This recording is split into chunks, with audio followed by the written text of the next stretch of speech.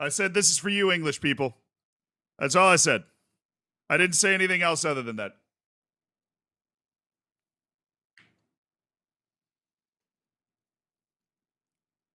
For those on YouTube, I put on the sound of silence. Sound of silence.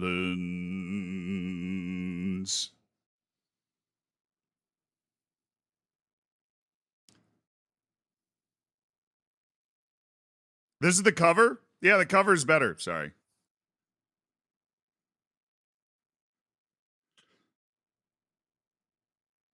Muted his mic to match the song. Yeah, I was singing.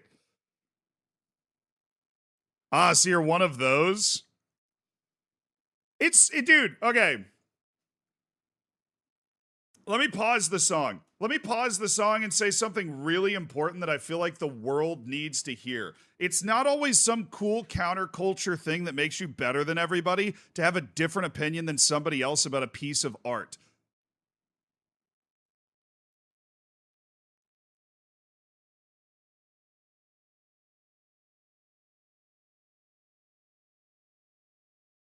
I didn't say Simon and Garfunkel's Sound of Silence was bad. It's really good. I think Disturbed is even better. It's my opinion.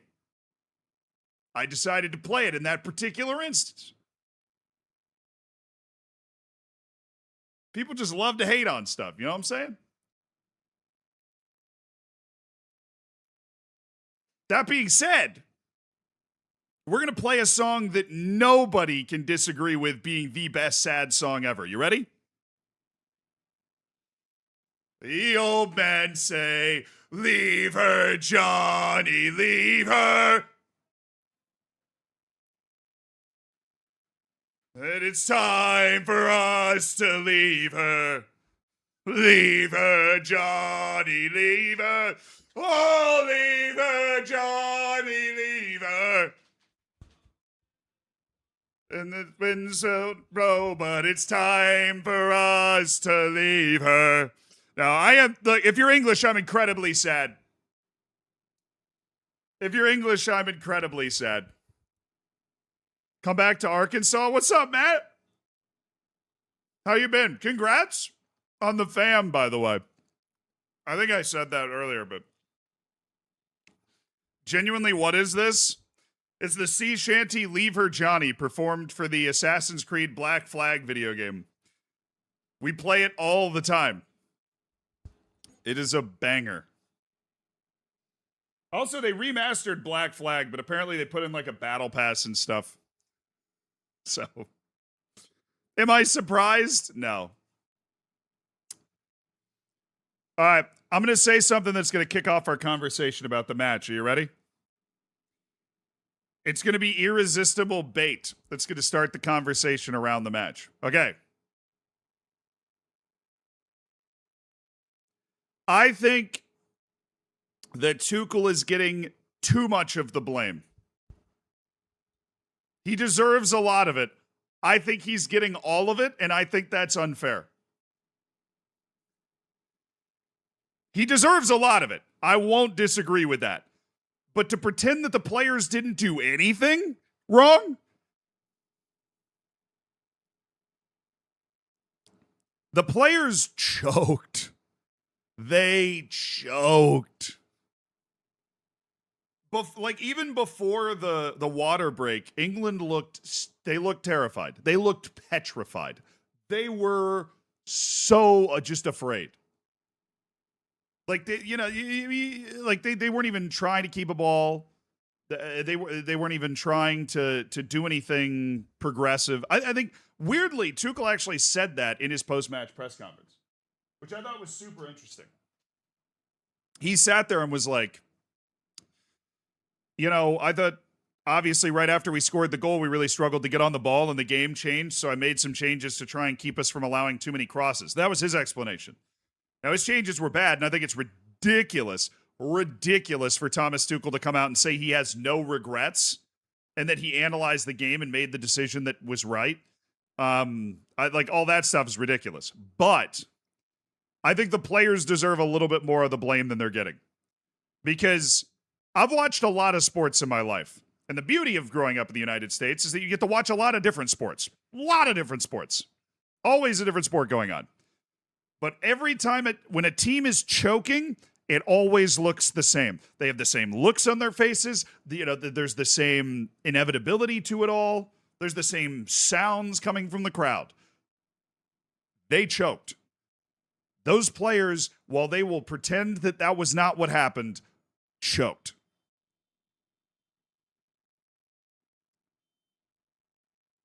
I think they started to choke, and then Tuchel's changes made it so much worse.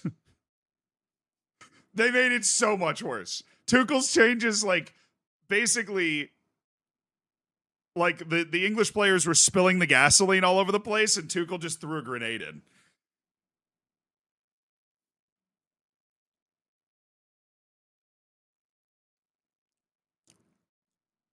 Now, Argentina took one corner short, and that was a set play to get Enzo Fernandez the shot that he scored on. They've run that play before. That's like a play Argentina runs pretty consistently because everybody's so afraid of Messi. Argentina was spamming crosses in that game, and it worked. It worked. Honestly, to me, it just proves that crossing is a lot more about how good the person crossing the ball is and a lot less about how tall the guy at the other end is. Atlanta's the site of being famous. Yeah. That is true. The NFL team from Atlanta are known for having the biggest choke in NFL history. The Atlanta NFL team was winning in the Super Bowl 28-3 in the third quarter and lost. It is like the most famous choke of all time. 28-3 and lost. That's it. That's the team that plays in that stadium is the team that did that. So it infected somebody. Now, I don't know if it's the biggest choke in sports history. I'll tell you what, that England choke is going to be, it's one of the most famous chokes in sports history for me. Like watching that and just because it's not even like, the most likely outcome was Argentina scoring more than 2 goals. Argentina hit the post twice. And there were a couple of shots that didn't hit the post that were also really close. Argentina could have scored 4 or 5 goals in the last 20 minutes of that game. That is an indictment. They probably should have. They had some really good look. Like the final goal that Lautaro Martinez scored, obviously it's a great ball from Messi. I mean, it was hard to miss. It was hard to miss the goal from where he was. Right, whether it's the goalkeeper or the fact that John Stones wasn't close enough to him to be able to keep that away. Like, who I got in the final? I don't know. I want to say Spain because I think Spain is the better team. But the problem is Argentina's winning with something that isn't on paper. Right? I don't think you can figure out if a team can handle Argentina until they get on the same field as Argentina. Because Argentina is going to come out there, they're going to elbow somebody in the back of the head, they're going to do a lot of little fouls, and they're going to talk a lot of trash, and they're going to wind you up, and they're going to, Yeah, Coca-Cola is the Coca-Cola Museum is in Atlanta, so there's plenty of bottles for England.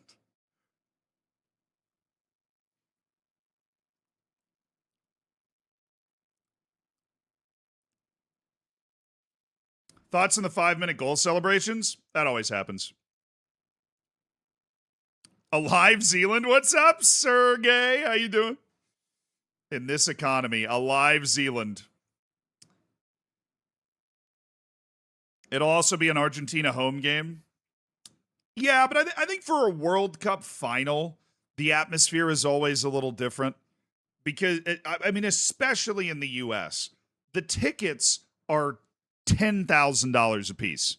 That's like the get-in price. That is the get-in price. Goodo, thank you for the 20,000, or the 20,000. I'm in World Cup final mode. Thank you for the 20 months. I have no jokes today except for Tuchel's strategy. Nice. Tafka, thank you for the 66 months. Messi's the greatest World Cup goal scorer of all time, and it isn't even close.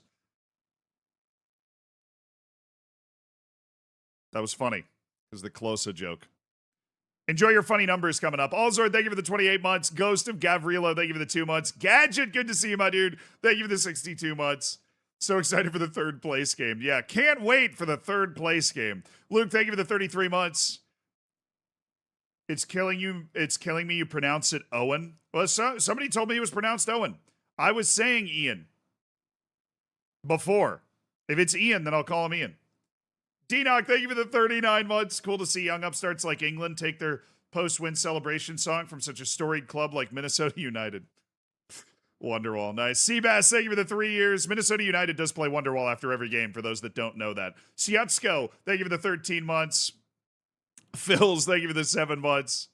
I appreciate you. Triorganism, thank you for the 15 months. Thank you, Cornbread, for the prime. Welcome to the Hammers. Enjoy the bacon. Enjoy the emotes. And Cini, thank you for the 5 months. Mexico game was the first time I really felt something with England, despite the good run since 2018. And the way we lost yesterday really puts a damper on that Mexico game. And the broken belief makes the semifinal loss hurt that much more. Yeah, I think it's actually kind of similar to what the U.S. went through, is the U.S. really, for the first time, believed. Like, the U.S. and England are very opposite in the fact that the U.S. is like all optimism too much. And England is all pessimism a lot of the time, right? In terms of their fandom. But really, for the first time, the U.S. believed that it could be more than it had been in the past at a World Cup, where like making the last 16 wasn't a, well, good effort, you know? And then it all just disintegrated from Balogun to Belgium in like 48 hours, right? And you're like, well, how do I get back some of that feeling that I had before where I was like happy and proud of my team? And then I feel like the same thing happened with England, where that Mexico game, something clicked and it was like, wow, they were tough. They hung on. They won an incredibly hostile environment. And they built that up again with the Norway game coming from behind. And then it was like all that talk about all this great mental toughness that England had accumulated just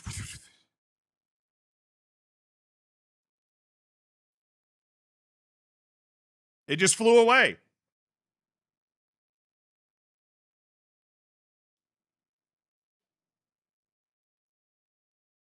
Better pray for another easy draw of the World Cup groups then. Hey, man, everybody always moves the goalposts. Right? I thought we were supposed to finish like third in the group behind Turkey and Paraguay or something. We got to the last 16, and then we got smoked. I'm planning on the U.S. being a pot 1 team at the next World Cup. That's what I'm planning on. Yeah. Got to get top 9 in the world. It's going to take some work. Got to win a few tournaments. Got to, win the Gold Cup, win the Nations League. If we get, if we're in Copa America again, if they decide to invite people, then, got to get like semifinals, Copa America, maybe a final or something. It's possible, and it makes a huge difference if we can be pot 1 at the next World Cup. Considering there'll be 64 teams and like 16 groups. Oh, dude, if there's 16 groups, you just got to be top 13 to be a pot. Oh, actually, you just got to be top 16, dude. Because Morocco, Portugal, and Spain are all in the top 16. So I don't know why I'm like allocating for hosts. You're telling me that if it's a 48-team World Cup and there are 12 pot 1 teams, the U.S. can't be top 12 in the world? We're like 15 right now. Watch us bottle qualifying for the next World Cup. You will literally never see me again if that happens.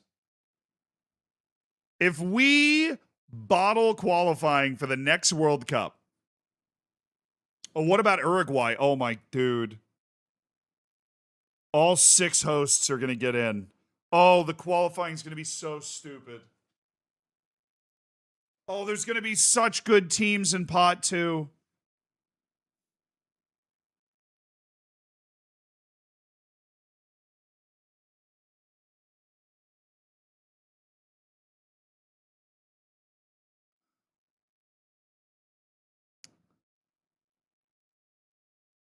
Paraguay and Uruguay are going to get pot 1. I'll tell you what I want right now. U.S. in pot 2, give me that Paraguay group.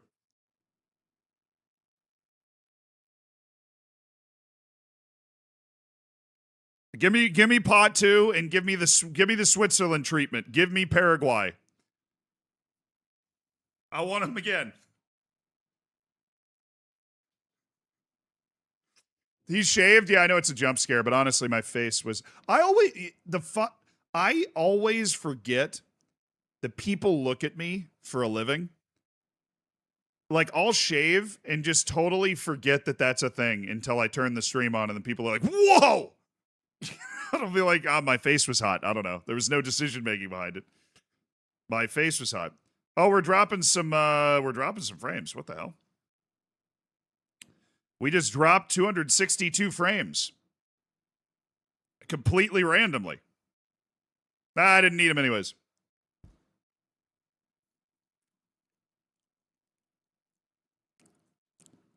Yeah, but okay. So if it's a 48 team World Cup and 6 of the 12 pot 1 teams are hosts, bro, pot 2 is going to be crazy.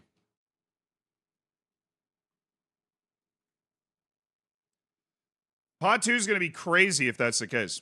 So, like, the top 12 has 4 of the 6 hosts in it.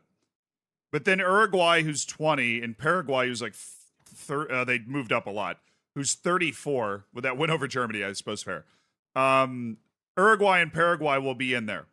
So you'll have, the top 10 teams in the world? It'll actually be better than last time. So you'll have Germany in pot 2. You know, if you did it right now, like, obviously a lot can happen. Oh, my goodness. I didn't know I was going to just open the pits of hell clicking on a team. Croatia, Italy in pot 2, if they make it.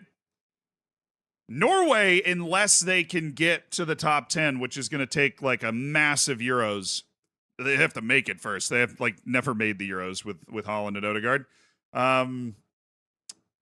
You're gonna end up with, like, right now it would be, bro, Mexico would be pot 1.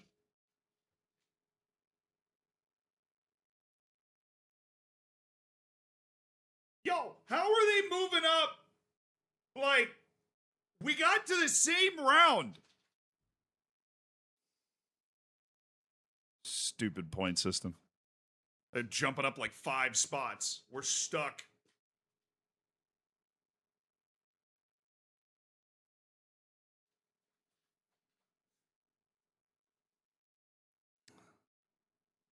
Because they played competitively. We did. God, Germany's ahead of us. They lost to Paraguay. Let's do a little rearranging there. Yeah, we're worse than Italy, dude. That's rough. That is rough. We're worse than Italy. Ahead of Japan, though, and Norway, and Senegal, who we beat in a friendly before the tournament, too. Right, so you got to be top 10 to be a pot 1 team at the next World Cup. Assuming Paraguay and Uruguay don't have some magic Copa America win under their belt. The other hosts are Portugal, Morocco, Spain, and Argentina. So, but Argentina, Paraguay, and Uruguay are all hosting 1 match. It's the dumbest thing ever. I'm going to say, like, you know where the World Cup should be? Can I pick the next couple of World Cup hosts? Just in Spain, Morocco, and Portugal. I think that's great. 4 years later, Saudi.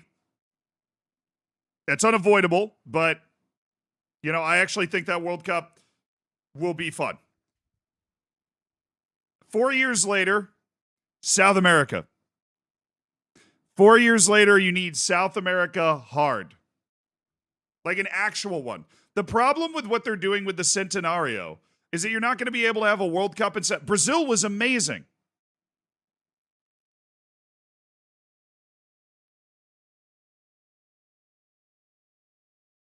Like, remember the Brazil World Cup? We're not going to have another legitimate South American World Cup until, like, the 2040s, dude. Because they're because 2030 is hosted by, like, the next South American World Cup will be 2042, assuming that's when it goes. Like, I would love to throw one in Colombia for, with the World Cups that you have now, it has to be a combo. So it would be like Colombia, Ecuador, and Peru or something, right? That'd be great. I don't think Southeast Asia's ready for it. By the 2040s, they might be. But I think like the 2038 one, because 2030 you'll have Spain, Morocco, Portugal. I was gonna say I really want one in Australia, New Zealand, and like Fiji. Because Fiji apparently has been tossed around as like partnering with New Zealand on part of the bids. I think that would be super sick. That would be great. I would love for them to be able to do that. Have you seen Tuchel's latest comments? No. What did he say?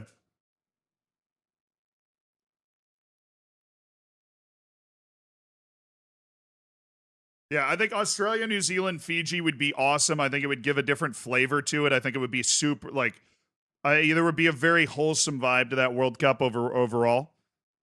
He said he has no regrets. Oh yeah, that was in his post-match press conference. Yeah, yeah. He put, that isn't like a new comment. I thought there was something new that came out. No chance Fiji has the required level of stadiums for it. I'm telling you right now, they're involved with like the initial like floater New Zealand bid.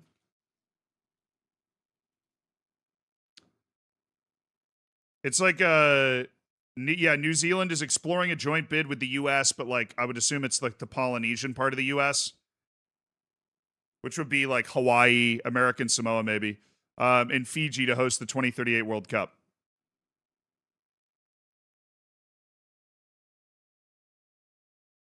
Yeah, no, okay, so Fiji. People always paint like obviously I've represented the Marshall Islands as an international player, right? And everybody paints every like nation in the Pacific as basically like the Marshall Islands where it's atolls. You know, it's 50,000 people living on like really small barrier reef islands basically.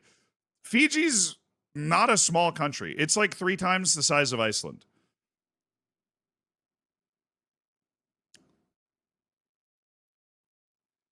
I think do they have the stadiums? Obviously, if they're part of the exploratory bid that like New Zealand has, they at least have a plan to be able to build them.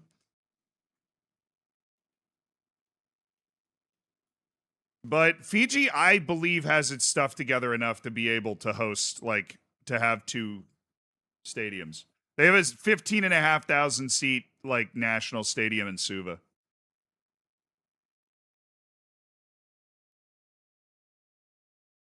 So see, like Fiji, big islands, significantly sized islands, green. See, green that can rival the North Island of New Zealand, where most people live in New Zealand, anyways.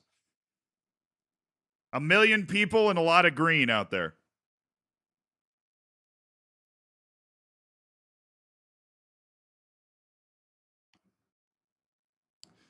But yeah, I think Australia, New Zealand, Fiji would be fun. And you have Fiji's kind of like Canada. They have 2 host cities, right? They have a good time. It's all in the area. That would be good. And I also the World Cup hasn't been in England since 1966. I think it should be there at some point. Literally where the sport comes from. It just feels like it should be there every once in a while.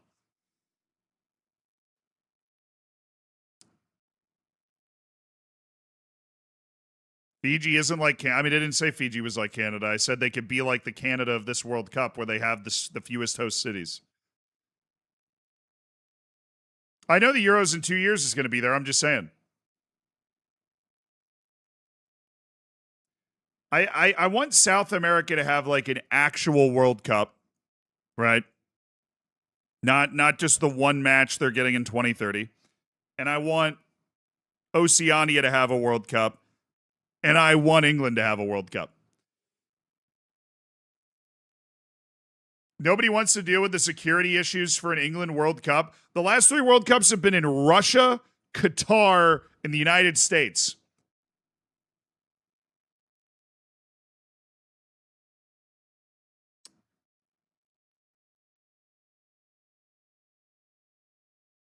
I think they'll be able to figure it out. I think they're going to be able to figure out how to operate the World Cup in England, the security concerns. The security concerns in England. Oh boy.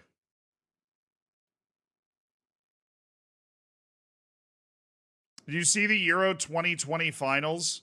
No, they can't. Oh, come on. That's such a. It's so, like it was obviously some stadium unrest, but like, dude.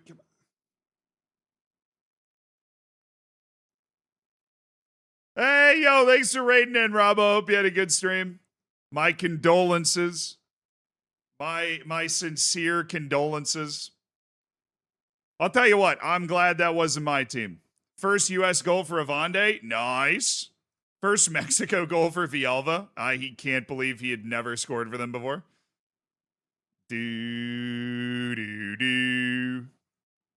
Yeah, it was a tough one, Robbo. I'm not gonna lie. I don't know. I don't know what I would have done if that was my team, but nothing good. I wouldn't have done anything good if that was my team. I probably would have logged off for a year if my team lost like that. You go again. At least you're hosting the Euros in 2 years. That's something to look forward to. Not even welcoming us to Melilla. Oh, yo, I'm sorry, man. Oh, where are we? Nothing's happening. Very weird.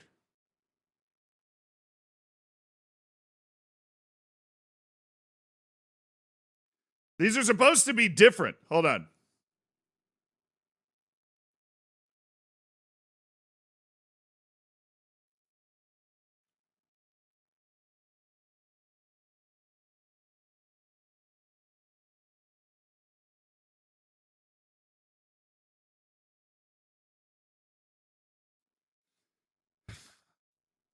I actually have no idea what's happening. I'm hitting two different buttons and it's supposed to like zoom in on my face more. And then I just tried to edit it to like change the camera and I moved the camera literally off the screen, but I was still like obviously on the screen. So I have no idea. I have no clue. Windows update? Yeah, I mean I got a Windows update on this computer a little bit ago. That's why the audio was a little messed up yesterday. But I got it figured out. Oh, yeah, true. I didn't welcome everybody to Melilla. That's what I was trying to do the Zoom for in the first place, but the Zoom doesn't work. But if I click this one, what the?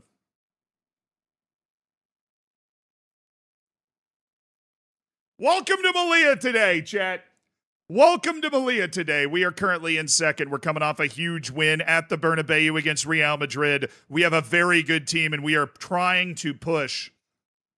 We are trying to push for the top of this freaking league. Barcelona's got a plus 38 goal difference in in 13 matches. So they might be a little murderous this time around.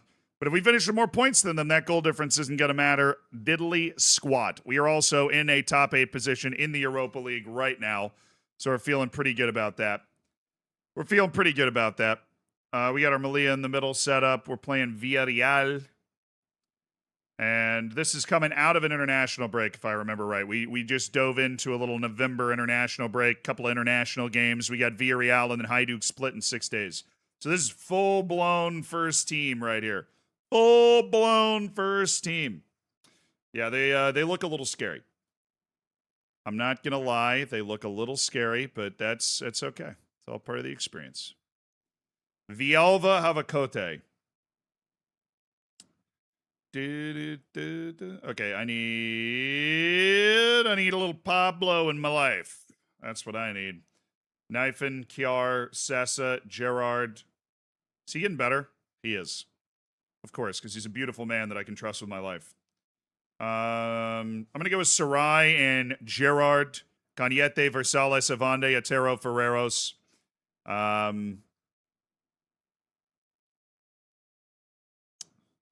Damn you, Nicolo Savona. Damn you. I'm going to put him in for Avande. Little more quality on the ball from the back line. Okay. That's our selection. First match of the day. Let's rock. Let's roll, baby. Let's rock. Let's roll. You have 12 subs in the Liga? Yeah. You basically bring your whole team every time. It's great.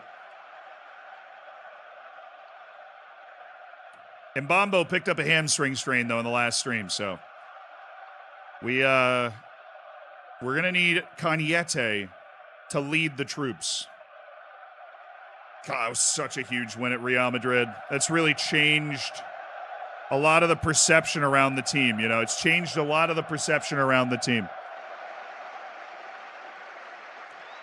Next World Cup in Australia, New Zealand. Yeah, I'm Australia, New Zealand, Fiji. I want it. I need it. Book it. 2038. Except you can't. You can't do Australia, New Zealand, and Fiji because that would be in Asia again, quote unquote. And Asia can't host for the next 2 World Cups after Saudi Arabia. In fact, the only eligible continents to host the World Cup in 2038 are CONCACAF and Oceania.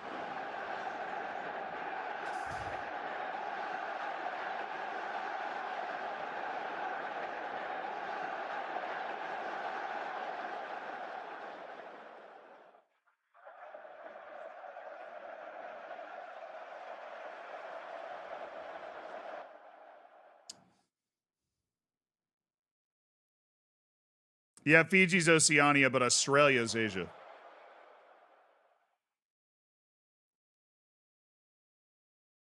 The good news is that by the time you get to the 2042 World Cup, Africa, South America, and Europe have opened up again. The 2046 World Cup, which is, of course, 20 years from now, will be the next time that Australia could host a World Cup. Why do we look like just complete ass right now?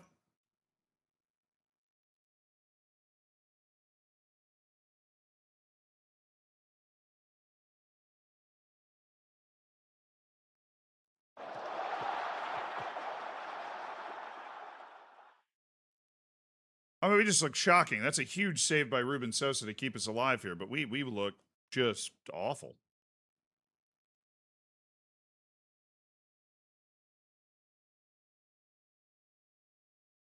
All right, we're gonna try and clamp their midfield and keep track of this Melilla guy, but what are we doing? We've given up 2 shots at 0.6 XG. Massive save by Sosa to keep one of those out. But, like, we're in our more reserved tactic so far. We should be giving up less, not everything. Savona's the guy that got caught in just a terrible position on that play.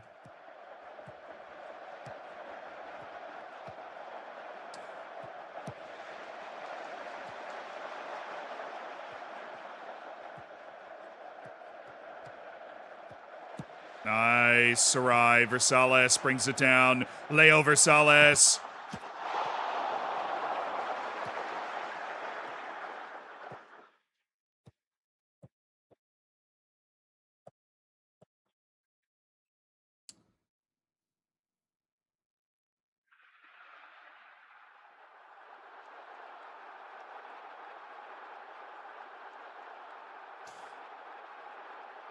What a terrible start to this game.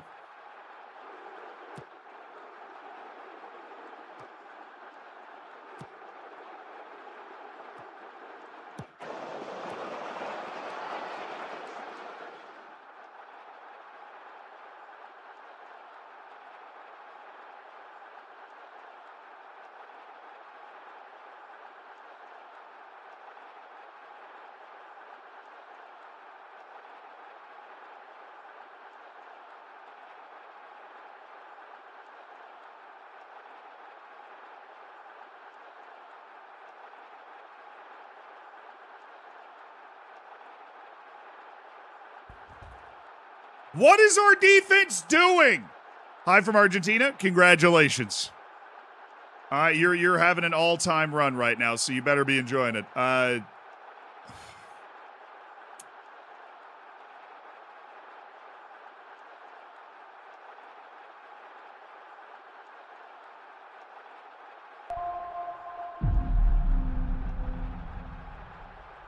mean, we're just getting obliterated with these balls.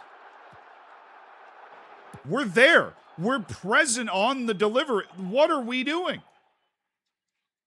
Nobody's anywhere near him. It's shambolic defense. It's like it's shambolic. The all position thing, I swear it doesn't work.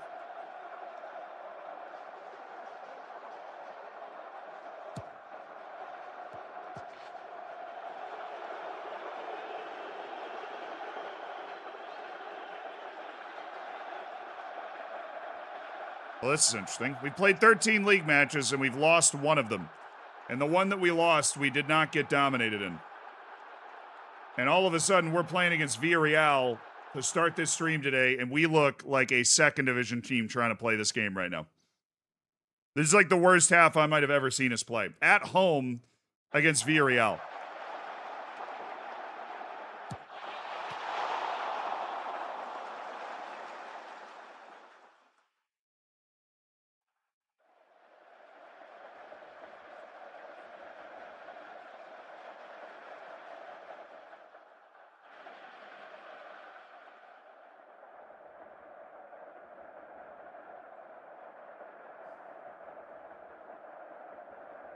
Sub!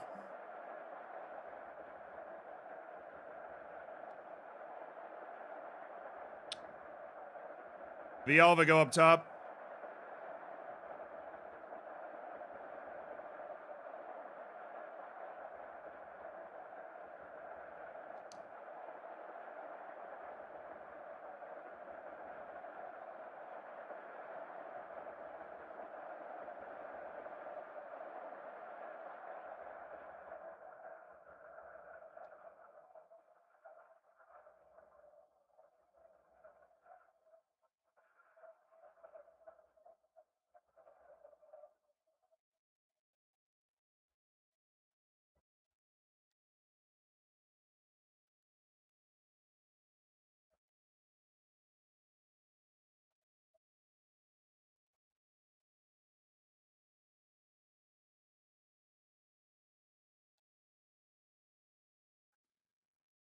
Revert. Kiar's looking nervous. I don't want to put him in.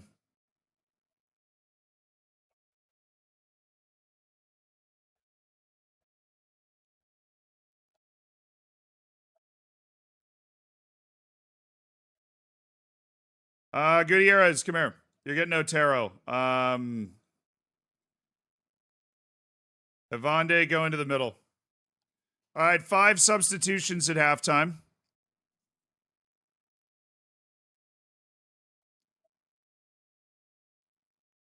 And we're going to have to do some adjusting. You go there.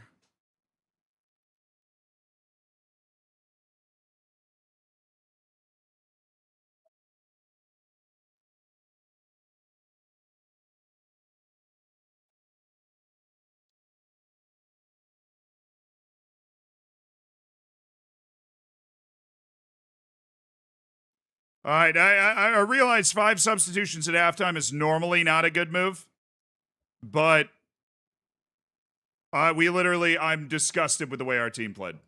We're putting Evande in the middle, Gutierrez on the right, Ferreros on the left, Sessa into the midfield, Knifen, Egger into right wing, and then Revert on the left. 5 changes. Worst half I've seen from us all year. The only other time I've seen us play like that was the first half against Real Madrid, but we were at the Bernabeu against a far better team. So I've had enough of that. I would have put in Jens Kjær, but his mentality, he wasn't ready for it today. So I wanted guys that were ready for it, that were up for it. I've liked what I've seen from Pablo Revert. Nice. Good composure there. Good composure from Ferreros. Good. Very good mental stuff on display here. Great run from Cañete. Let's get one back now. Angel Cañete. Revert! No, that was onside. That was onside.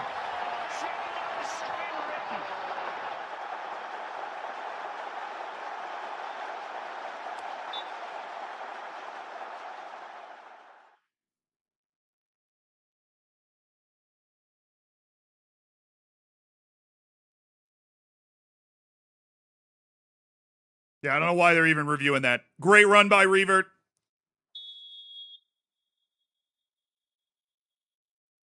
Great run by Revert. Great execution.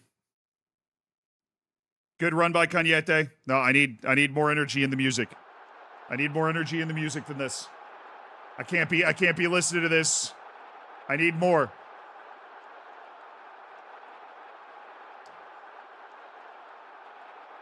Not the weight. Just something not slow. Something all some good background music. Okay, come on.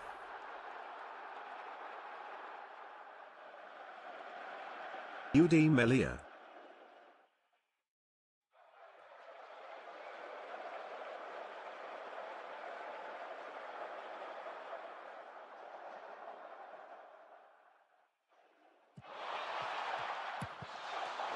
Come on, keep it up, keep it up, keep it up, keep it up, keep it up.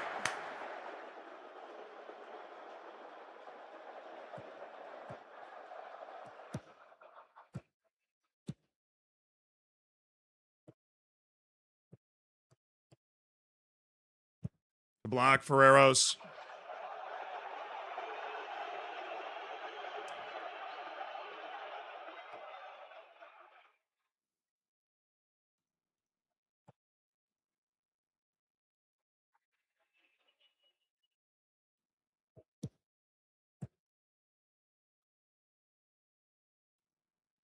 It was that tight close down on Jimenez, pulled Ferreros away from the right side.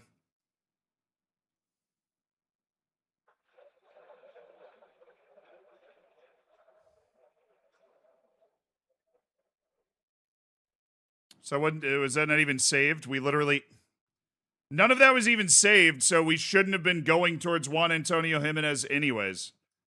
Because we switched our tactical preset at halftime. So that's been off since halftime. He just went there on his own accord. That's good.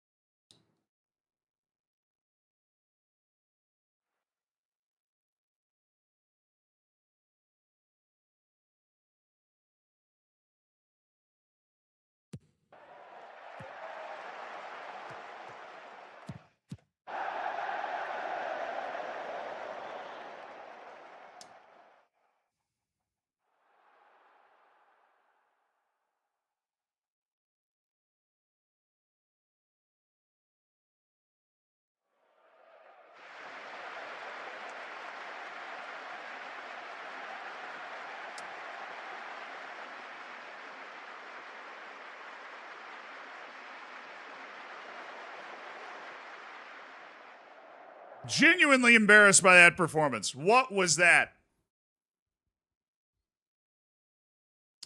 What in the world was that? That has come out of absolutely nowhere to ruin my day. Had all this stuff I had to do before I could start the stream today. Got it all done. And then all of a sudden that comes careening out of freaking nowhere to just trash my day. Wow, that was just by far the worst I've seen us look all year. Our defense was so out at sea, it wasn't even funny. That was a 4-3-3. I mean, it had really aggressive wingbacks, but nah, Urbanic was nervous. I had to take my chances with people that had the mentality to respond, and we had the momentum graph in the second half. We just got caught pushing forward. All right, away against Hajduk split in 6 days. Try and reset the chakras with a good win in the Europa League, because that we can't be losing too many matches in the Liga if we're going to try to get where we're going to try to get. Oh, what now? He wants to go on loan to secure a permanent move away from the club. That doesn't make a lot of sense to me, Cesar, considering you got here a couple months ago. Your playing time is breakthrough prospect level. I can understand why you'd be upset by that. Although that doesn't make a lot of sense considering for a breakthrough prospect, the fact that you've played 6 matches, whatever. He's only had 2 starts. I'm going to start him in the Europa League again, but I don't know why that would... it's going to pop up after this match regardless of what I do, based off what I've learned from handling these processes. Is the player unrest causing issues? No, I think our dynamics overall are in a really good spot. But we have a couple guys that are upset about like potential playing time, but none of them are like actually mad. Ruben Sosa is not like kicking up a fuss in the locker room because we've agreed to let him go for his release clause, which is something he's okay with. Danny Avande has a minor concern about not being wanted at the club because we offered him out one too many times. His agent lied to us and said he was okay with being offered out, but he's not kicking up a fuss about it and like garnering a bunch of locker room support. And then we have a couple of playing time promises. But we don't have any like massive stink going on in the locker room right now. We just won like a Herculean game against Real Madrid where we came back from down 2 goals to win 3-2. That performance really came out of nowhere. Because she always knew who was going to lose their head. Are they trying to loan him? Yeah, I guess. There's no way they're going to be buying him. I think we just got him. Man, is everybody on my team, all of us, like, we have not had playing time issues nearly this big in the history of the club. Is everybody on my team developing concerns at the moment?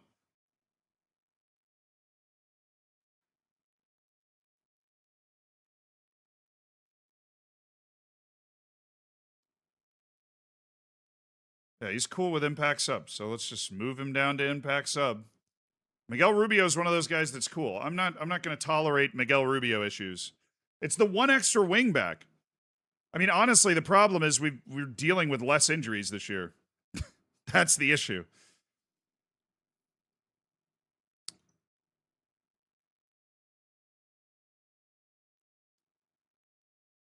Wingback's such a specialized position for us that an injury there can really hurt us, and so we carry an extra wingback on the roster.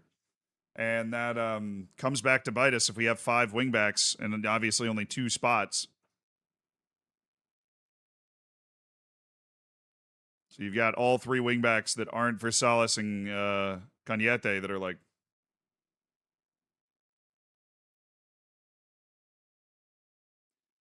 Yeah, time to bring the double intensity training back. We need to up the injuries a little bit, dude.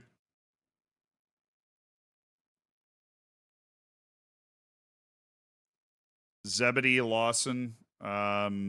He's apparently on the loan list. No.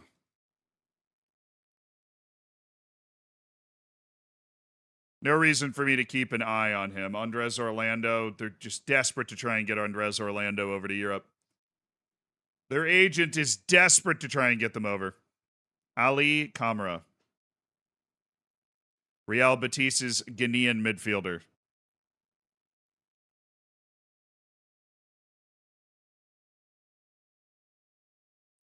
Consistent, enjoys big matches.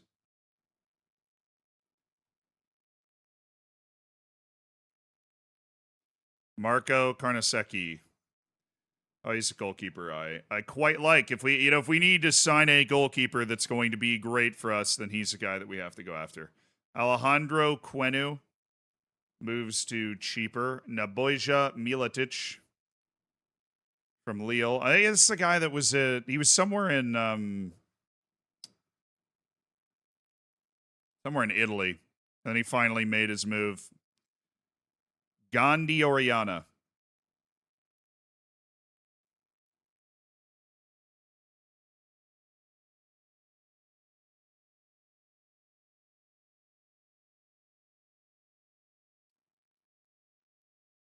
Mamadou Traore.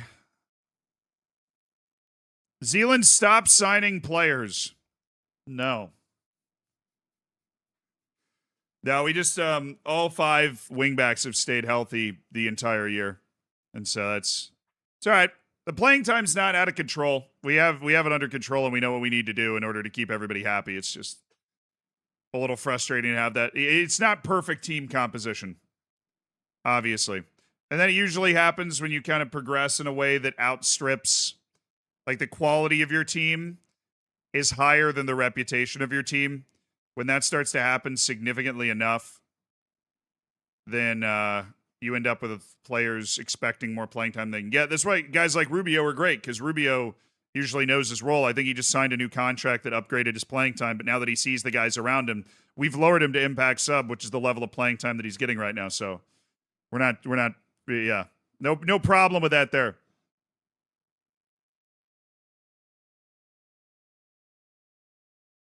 But how will his B team get promoted? You can't fool me with that one again. My B team does a great job in the 2nd division. We're big fans. Naboja Mekmetovic. Okay. Definitely not on the yes list. Carlos Perez. I like Carlos. We'll keep an eye. We'll continue to keep an eye, even though most people have probably given up on keeping an eye. I'm going to keep an eye.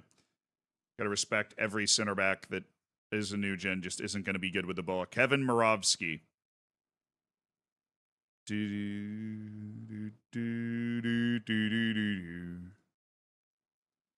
Not a lot of burst on old Kevin. Samu Andres. I already signed this guy.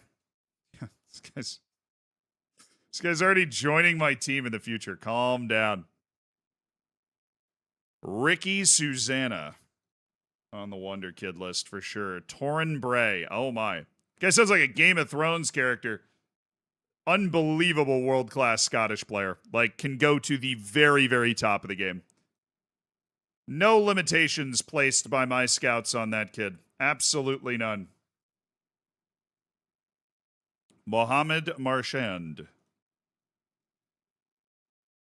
We are starting to have some of the Wonder Kid guys that we have rated have their potential drop, including the kid in my youth academy, Quedu, the center back. It's starting to drop. Adrian Angulo, Barcelona SC. All right.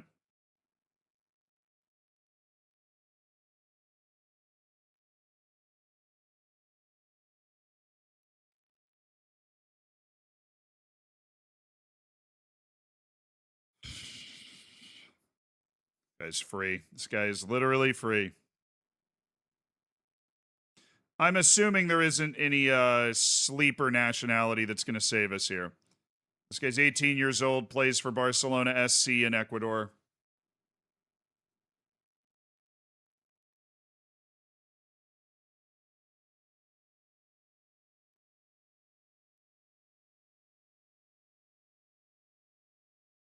There you go. Might be a B team guy for a year or two. Steady player with professionalism, obviously very technically and mentally proficient for a guy that's 18 years old. I'm assuming I set him to expire on my short list so that I would see him again once his excitement about his new contract had worn off, and I was 100% right that I wanted to do that. So, good signing. Happy we got that guy, or assuming he accepts.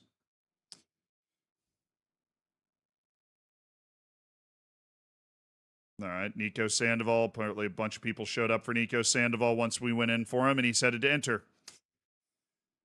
Well, I like the guy from Ecuador more than I like the Chilean anyways, so I'm cool with it. It's our next league match. I really want to get that taste out of my mouth in the league. Oh, we have a lot of away matches. Okay, at Sevilla. Not an easy one. Couple days, right? We're back on the grind. Yes, December 3rd. Alrighty. Ruben Sosa, Nico Savona. I'm going to go with Salvador and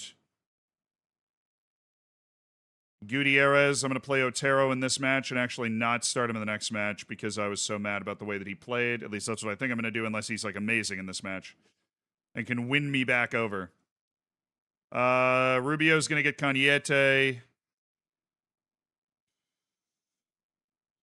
Versailles is going to play. Actually, I might just ice. I might ice Versailles out the next couple of matches. Cesar wants to get on the field as well. Maybe we go out there. He's got the slight concern flag. Go out there and put him out there. So he's already on Impact sub. That's really not that hard for us to. It's really not that hard for us to give him that much playing time. Sessa. And then I think we have attack the middle on right now. That's what we'll do. I think we're gonna go double wing. Jens Kjar, Lucas Knifen, Yuri Urbanic, center forward play. And then I'm going to have Revert just take it over in the middle. Okay, pretty rotated team, and I've been giving Ovi Ejahiri the matches in the Europa League so far. Away against Hajduk Split, I think the team we put on the field is more than good enough to be able to go win this match. I have Ortega and Ruiz allegedly available, but not actually. Not in a way that we would want to use them. Okay. Let's go, boys. I want to see good performances from Cesar. Because he's the one that's apparently of the opinion he's getting breakthrough prospect playing time, even though he's making his third European start. Oh, really? Not in a European match? All right, boys. At Hajduk Split.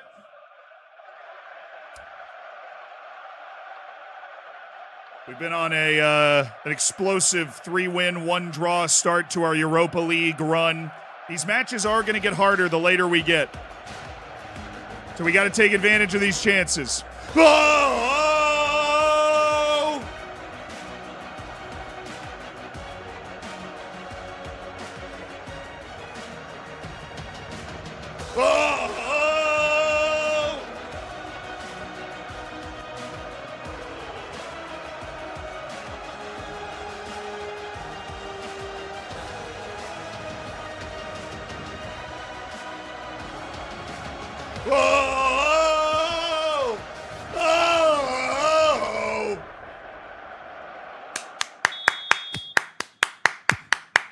Let's go, boys. Come on now. Easy does it, gentlemen. Easy does it. Ease yourself into it.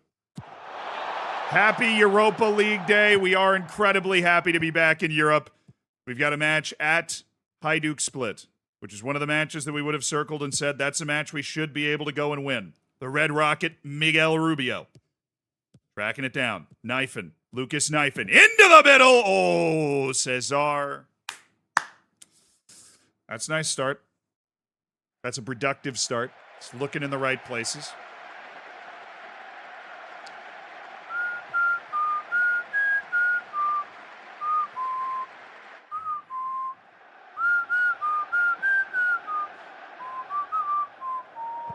Nice. Knifen. Jens Kjar. Oh, look at the overlap. Cesar. Urbanic. There's no separation there, though. Like, what's the point of making that pass? What's the point of making that pass?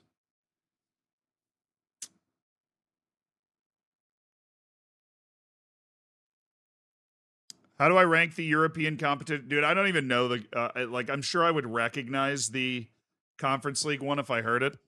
I mean, the Champions League one's so iconic. I'm going to put it ahead of the Europa League. But look, we missed Europe last year. We were not playing European ball at all. Or no, was it 2 years ago? We were in the Champions League last year, right? And then we finished whatever it was, 25th. So we actually didn't get to go to the knockouts. But this is only our third ever European adventure as a club. So, oh my goodness. I knew it was going to happen once I saw the guy's name. This guy's actually really good.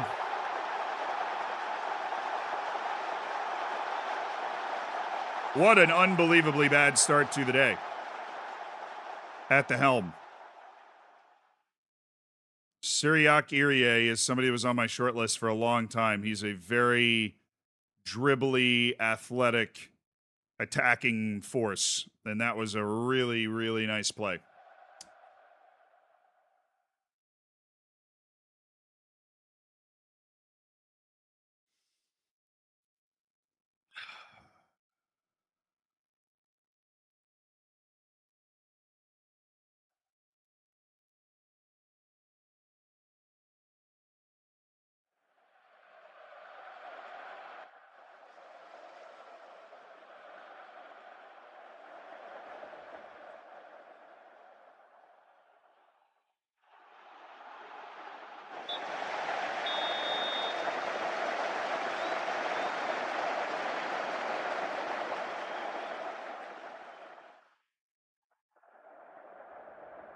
Yelling at him again.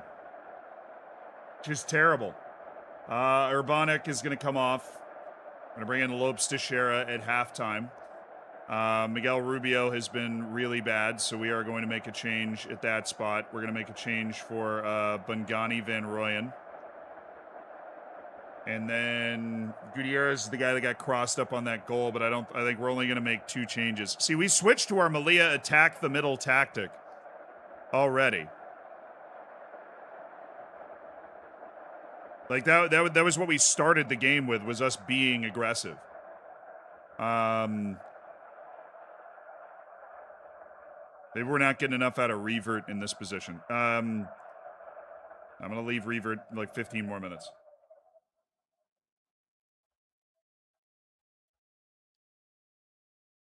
But we're like pressing pretty aggressively right now. And we're not possessing the way that we normally should be able to. So Van Rooyen and Lopes Teixeira are coming in.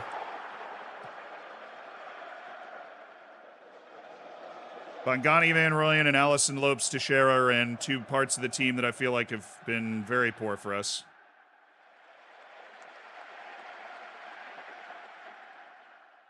We're getting a lot of XG per shot. I'd just love for us to, I don't know, get a shot at some point in the future here. At some point, I would love for us to get a shot. Casado, just go there.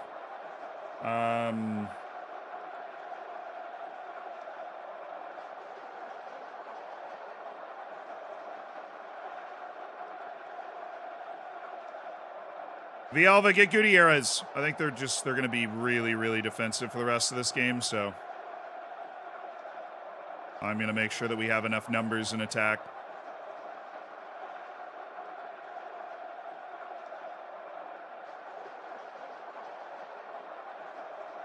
Okay.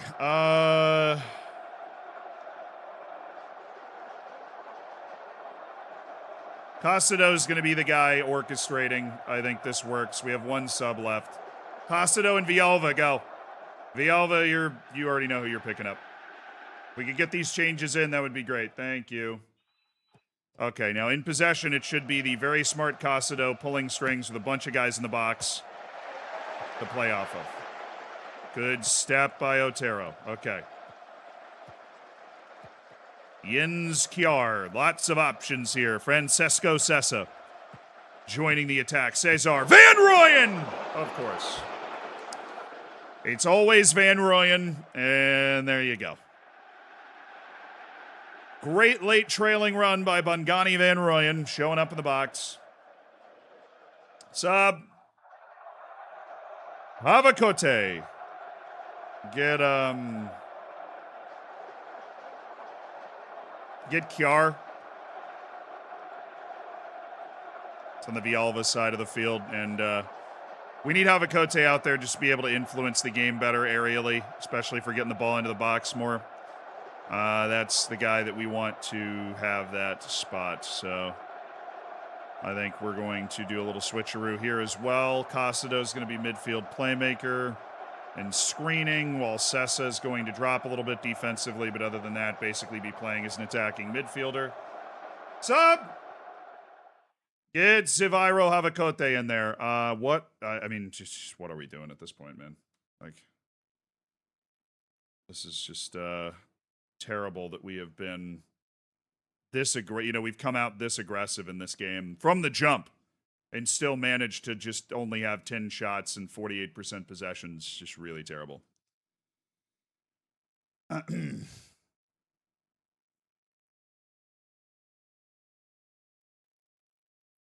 Pretty unacceptably bad right now. We got a chance. 10 minutes, we can change that. Salvador, let's go. Come on. One more, and we can get out of here and forget about it. One more, and we can get out of here and forget about it.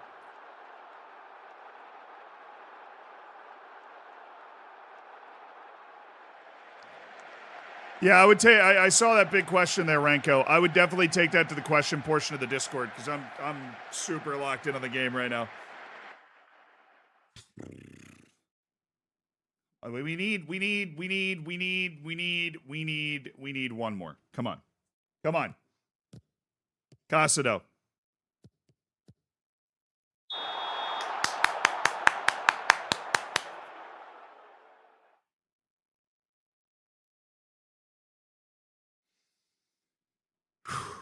All right, Villalba. That's a great ball. Salvador again!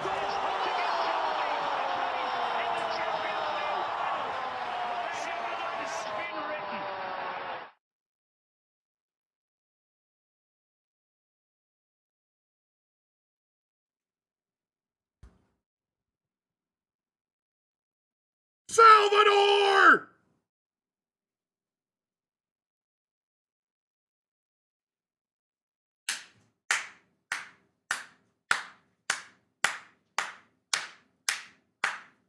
The kid from the academy. Now I'll bring the music back.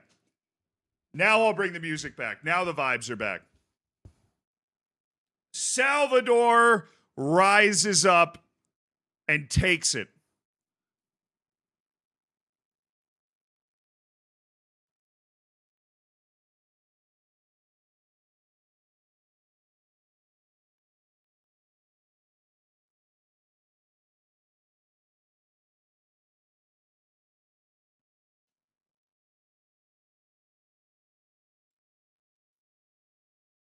All right, massive adjustment coming here. Massive adjustment coming. Sivairo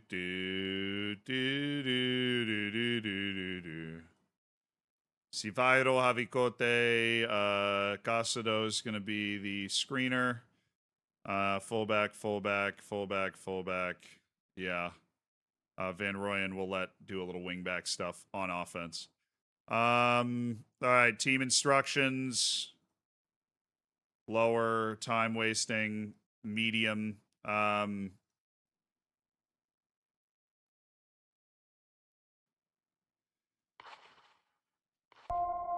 Change it! Oh my goodness, Vamos Salvador. Little Argentina type beat for us right there. 2 set pieces, 2 glorious headers from Salvador. I mean, the goalkeeper is just all at sea here. Gianmarco Villalba, great spin on the ball, kind of pulls the goalkeeper out. And the kid from the academy, Salvador, playing his first season with the first team with 2 huge European goals in Croatia. And we have played not a very good game. I left this on very attacking after all those changes. That's took minutes to fix as well. That's hilarious. Only funny because it didn't end up hurting us.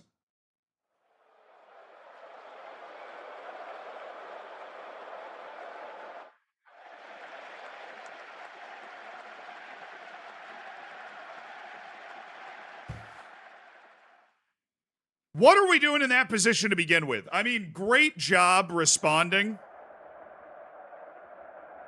That's what I'm going to tell him. We got to raise our performance levels if we're going to progress in this competition. I mean, like, good win, but what are we doing? Way to, I'm happy we were able to go out there and gut it out and put enough, like, tidal wave pressure on him that a couple of set pieces broke through, but my boy, Salvador. I mean, he's a big lad. He's a big lad.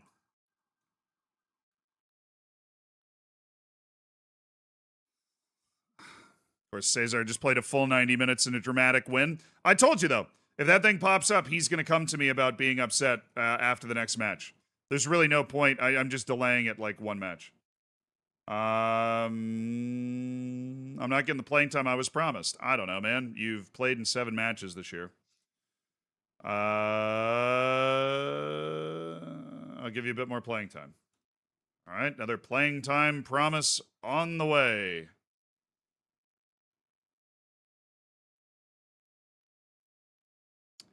Another playing time promise in the oven.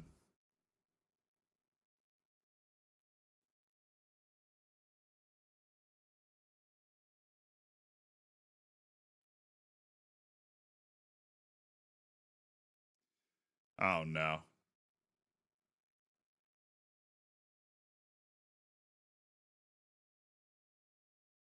Oh, no.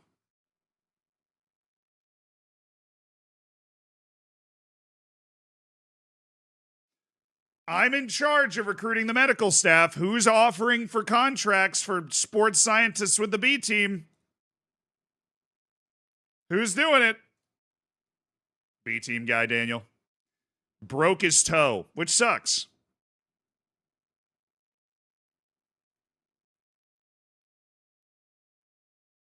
Locker room's very good. Team cohesion is good. So we don't have any big issues in there. Don't have any big issues in there. Yeah, easy win, honestly. No. Yo, partner, thank you so much for the 6 months. I appreciate you with the tier 1 and Delicious. Thank you for the 17 months. Heworth Tequila, thank you for the 61 months. Why did Marie Antoinette love playing cards? Because she always knew she was going to lose their... She always knew who was going to lose their head. It's just not very good. Especially because Marie Antoinette hit the guillotine as well. Toffee, thank you for the 1K. This is this is for the brilliant Hidden Ground series, top-notch documentaries. Dude, I appreciate that. Thank you. I'm glad you enjoy them.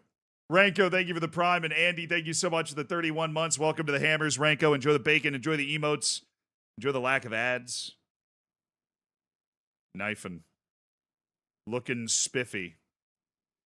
All right. Now I want to get a win in the league, too. After that, I don't know what's infected the team for the last 2 matches, but we are playing some really diabolically terrible ball. Defensively, we're just getting torched. Yeah, defensively, we're getting torched, and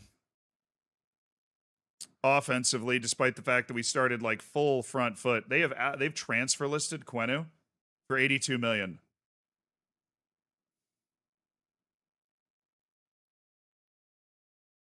Just needs to be a little more technical, and he's never going to be that, is he?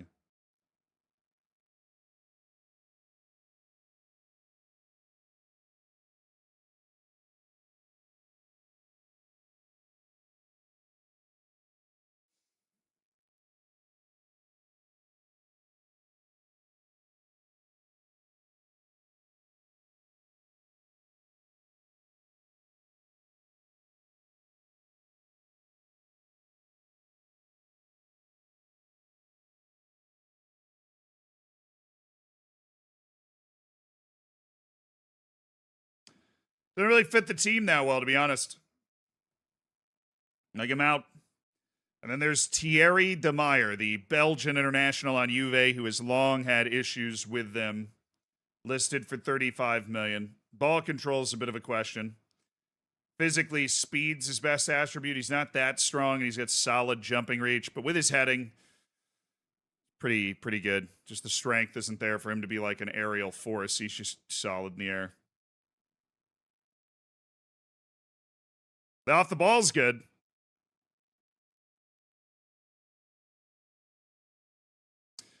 The fall off of DeMeyer should be studied. Dude, it's literally been years. It's been years of them having the same argument over and over again. Does Savona not learn the language? No. He learned the language. He's fine. All right, Angulo. Nice. Good get. 2.2 million will be deducted. Well, hold on a second. That's the... I think I might have done the same thing last time. I feel like we could get him for less and then not have the...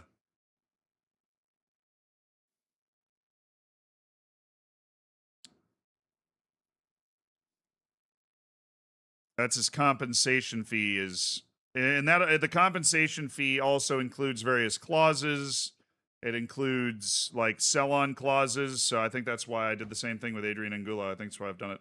Maybe twice now. I don't want to. I can negotiate less than that. I'll be back in January.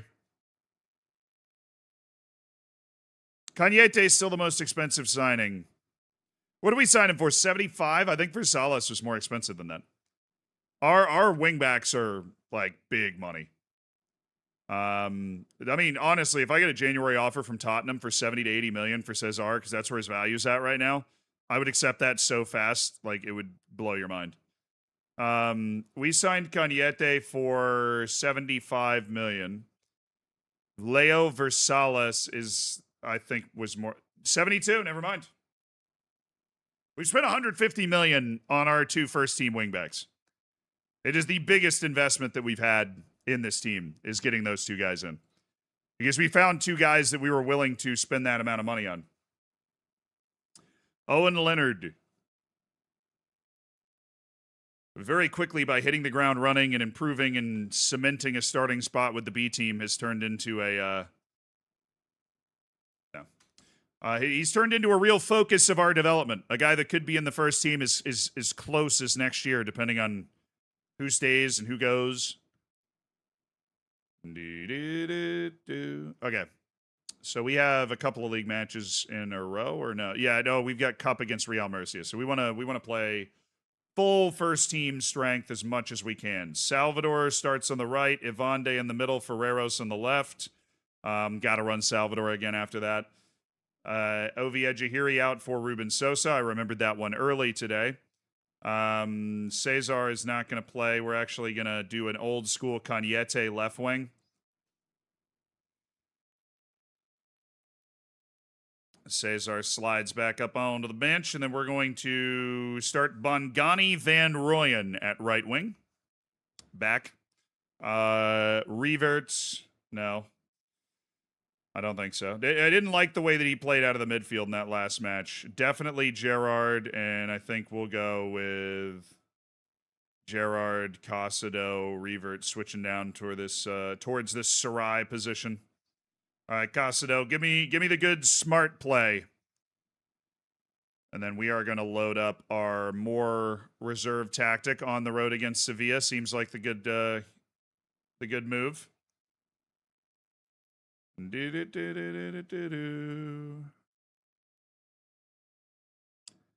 we're going to go with Javicote on the right, and then Villalba on the left. I'm going to try to do some things to get him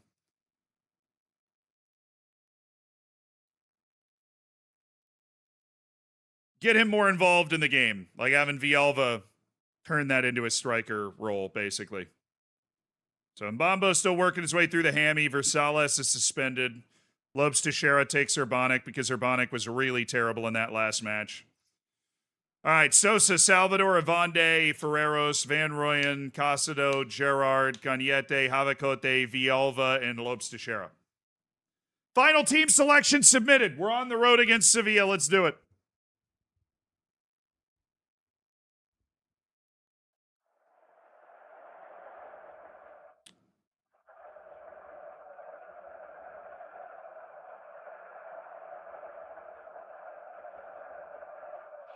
We do not have a good record against Sevilla, and oh my goodness, this field looks terrible. This field looks absolutely diabolical.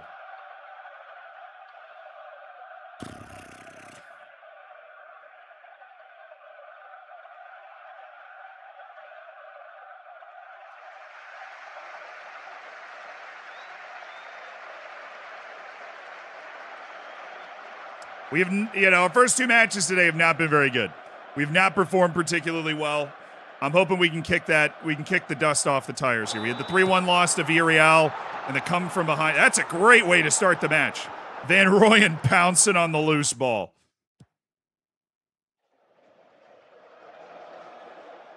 Trying to find a way to get Villalba to be more effective from this position. Loving the amount of possession we're able to maintain right now. Did a really good job of keeping the ball on the road. That takes a lot of air out of it early. We love, at UD Melilla, we love match control. We love match control.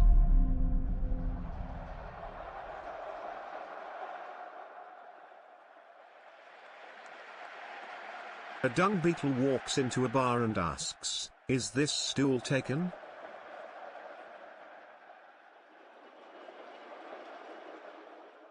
It's not getting a lot of shots out of it now. They just had a flurry of like 3 shots.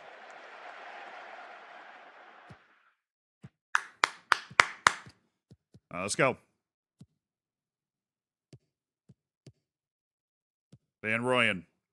Oh, that's good. Havakote. Oh, look for the dangerous ball, Van Rooyen. No.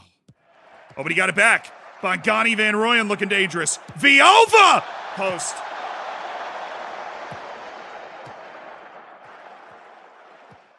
Nice. Van Rooyen.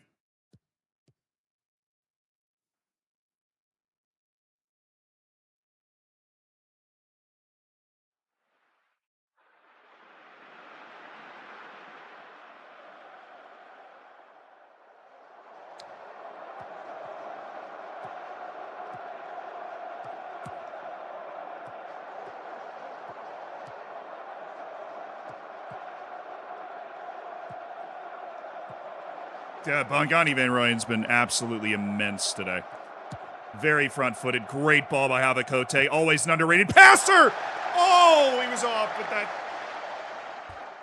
He was off, but I can't believe he didn't score that anyways.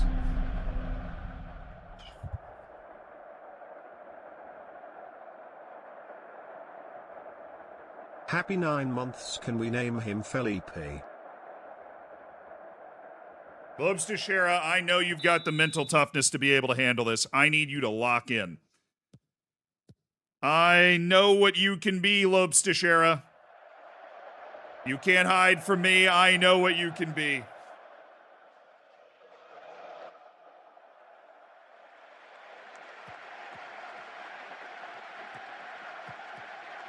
Nice. Well done, Cañete. Captain Armband, Angel Cañete. Great ball to Van Rooyen. They're opened up. Havakote. Casado!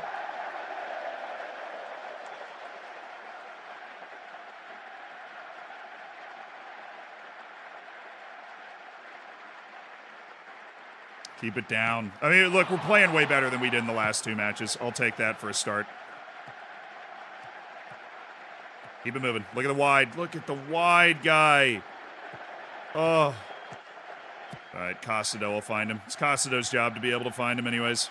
Van Rooyen. Oh, there's a ball on here. Oh.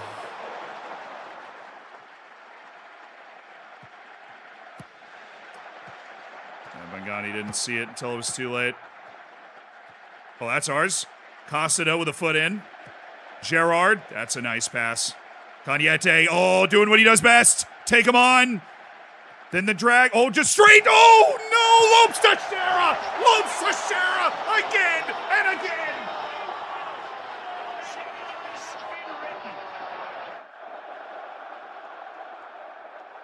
If at first you do not succeed, try and try again.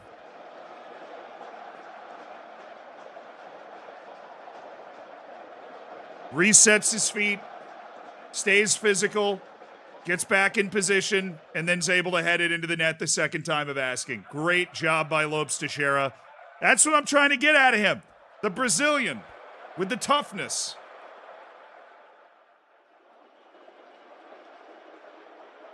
Rubio, get no, I'm not getting men run. Sarai. Yeah. Sarai, you're going in for Gerard. Just looking for a little tidier possession. Havakote's struggling a little mentally. I think we do a double.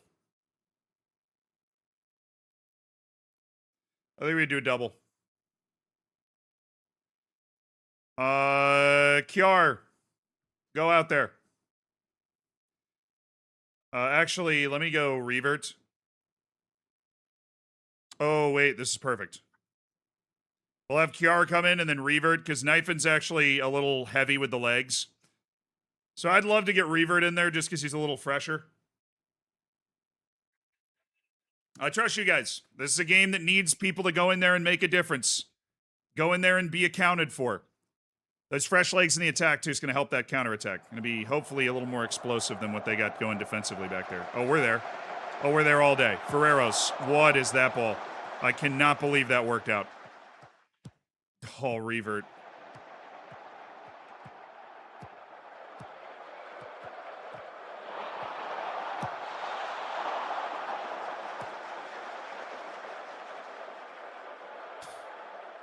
Salvador just got beat by Luca Kolyosho there.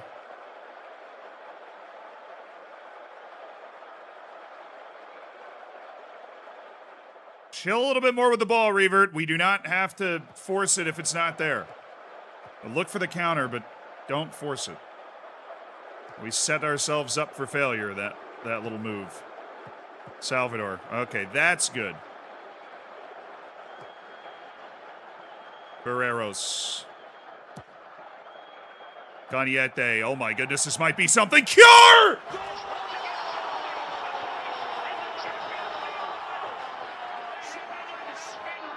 Jens Kjær!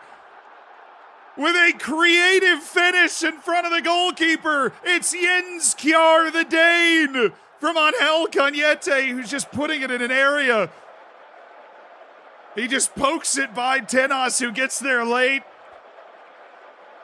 It's a goal scorer's goal from Jens Kjær, and it gives UD Melilla some much-needed breathing room at Sevilla, and reports of their demise were greatly exaggerated.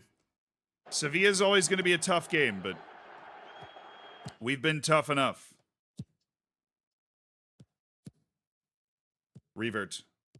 Pablo Revert. Bongani van Rooyen. Pablo Revert. Bongani van Rooyen. Bongani. Revert. Cure!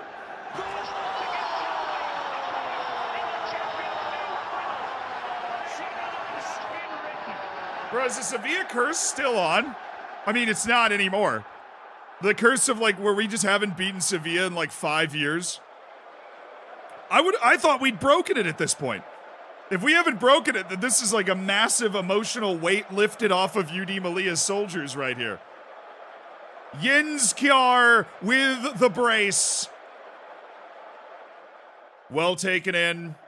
A tidy finish, and UD Melilla with a late brace from Jens Kjær has pulled away from Sevilla. We broke it? I thought we broke it. I know we had a run of having not been able to beat Sevilla for a long time, but this is a really nice win. I am over the moon.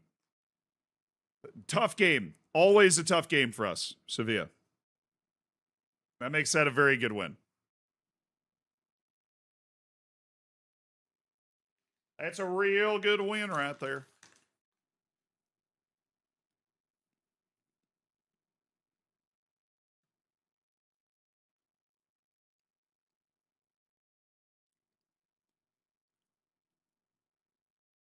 Cañete's performance is pleasing St. Willie.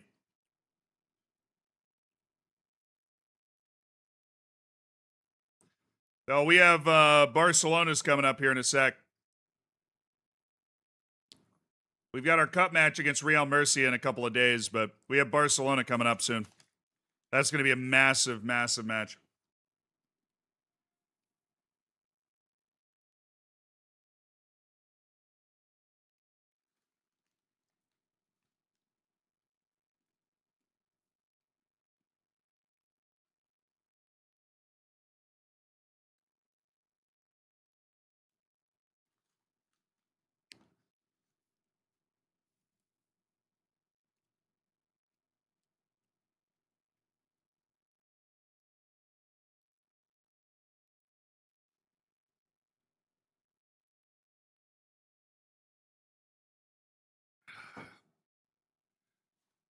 He loves Havakote too much. Dude, I love the conversations in the chat that sound like genuine fans on Twitter or something. Like, sometimes I feel like a coach having to handle the press conference, like, why am I playing this player or whatever.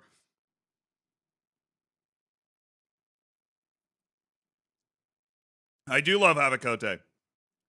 I think Havakote changes games a lot with his, his passing and his aerial ability. I think he changes games a lot. And I want to get him out there, and I know Villalba's incredibly talented, and so I want to give Villalba opportunities to show his world-class quality, in my opinion, which existed. Oh, these are player recommendations going into the transfer window. All right. Look at the agent offers first.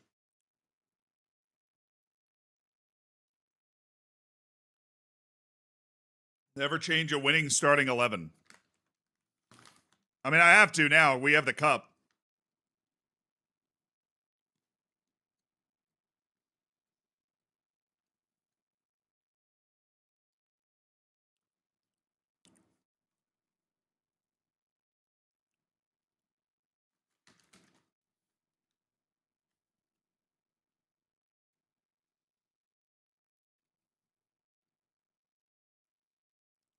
Hugo Rincon.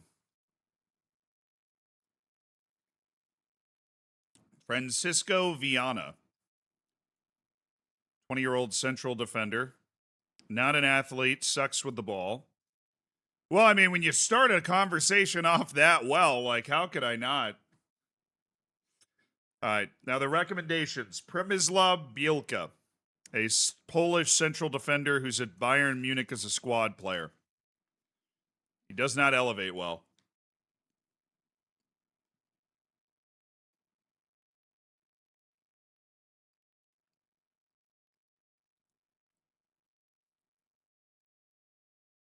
Nothing about that is like, oh, yes. Santiago Martinez, a young defensive midfielder from Juventud in the Uruguayan league. Tell you what, rated highly, but no. 23-year-old Honduran winger Jose Raul Fernandez. Look, for an Honduran kid, he's very good. And he has Spanish second nationality, because I would assume he's been here for forever. I'm going to put him on the end of contract. I think most of these guys are just going to be into contract moves. Adria Pluvins. Okay, Gil Fernandez. We've been looking at Gil Fernandez as an into contract guy for forever. High quality player at Barcelona. Very smart, experienced, creative.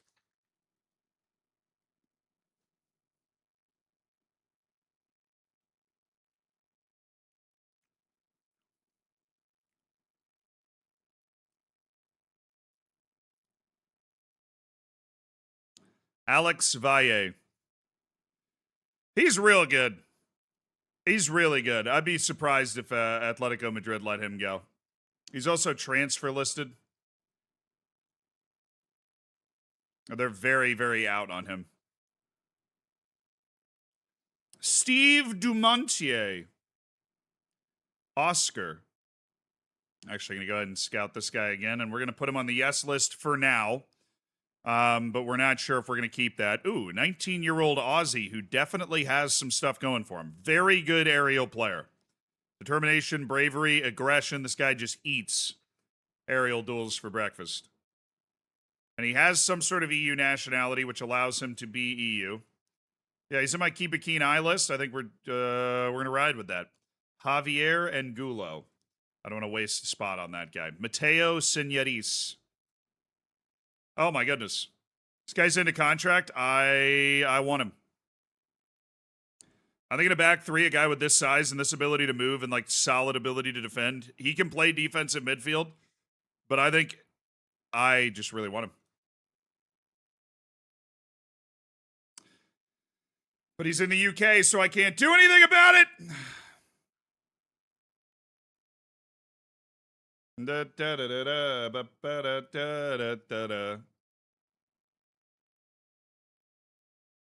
I'll go yes list. Good, great Evande replacement, dude.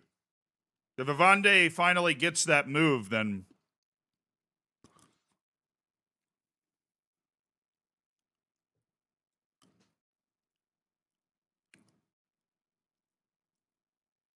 the Romanian sensation Viorel Petruj, Eddie Salgado. I love a project. I do love trying to figure out what buttons to push to develop a guy.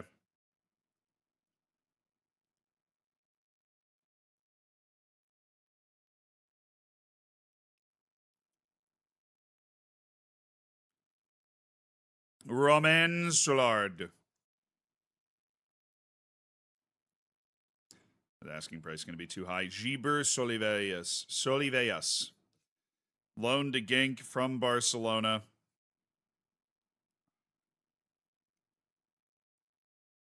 Paulo Urba. Leo Mateta.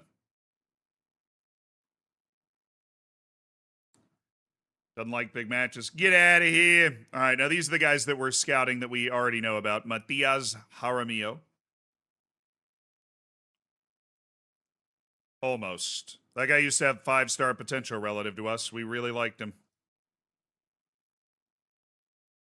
Carlos Santa Cruz from Union Berlin, part of this Mexican golden generation.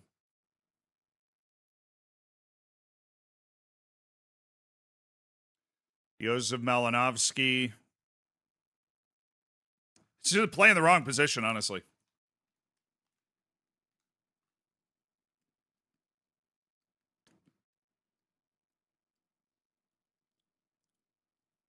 His first touch is a huge limiting factor. I mean, he's such an athlete, plays so hard, very good passer once he has the ball under control. Milos Milosavljevic. I think we took a run at that guy at one point.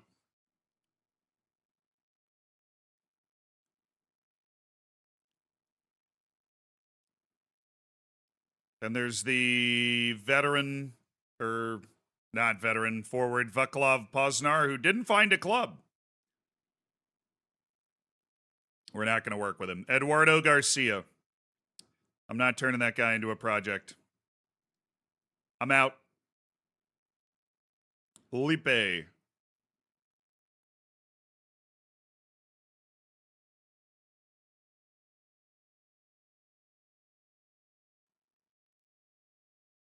Making sure he's on the right list. All right, Kennedy. They're saying this guy's got basically no potential. Like a terrible rating on that. Kasper Zelikovsky. Not seeing a lot that I like there, but the potential is still apparently very legitimate. Mohamed Casella, 20 years old. Oh yeah, he's gonna have a good professional career, but I'm not gonna be a part of it.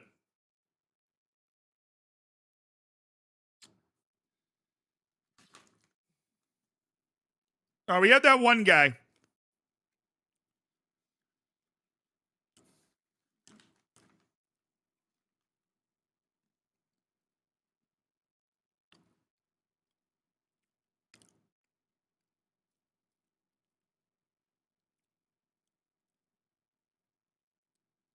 Yeah, I like him. We had that one guy that we might want to go after. Wazim Bouali.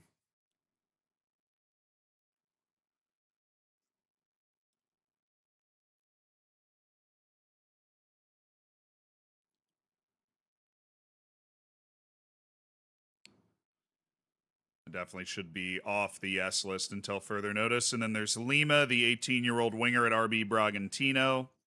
Only 18. And he's very good for an 18-year-old. So we're just going to see if he... We're just going to see. Diego Leite, Yaimar Medina.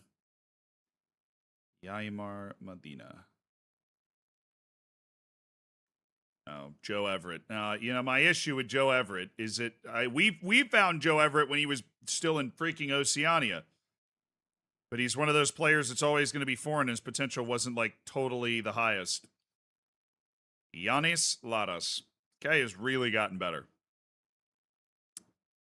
He was not super legit the last time we met him. When we were tracking him on our short list. Now, he's still not good enough, but he has gotten a lot better. It is worth pointing out that he has gotten a lot better. Leo Castledine. Do-do. A do-do. Marcelo Robotham. I got a lot of English guys, apparently, that we've decided it's completely necessary to scout. Tindaro and Robson. I guess guys have thrown at us from different directions over the last however long. He's a good athlete with good jumping reach.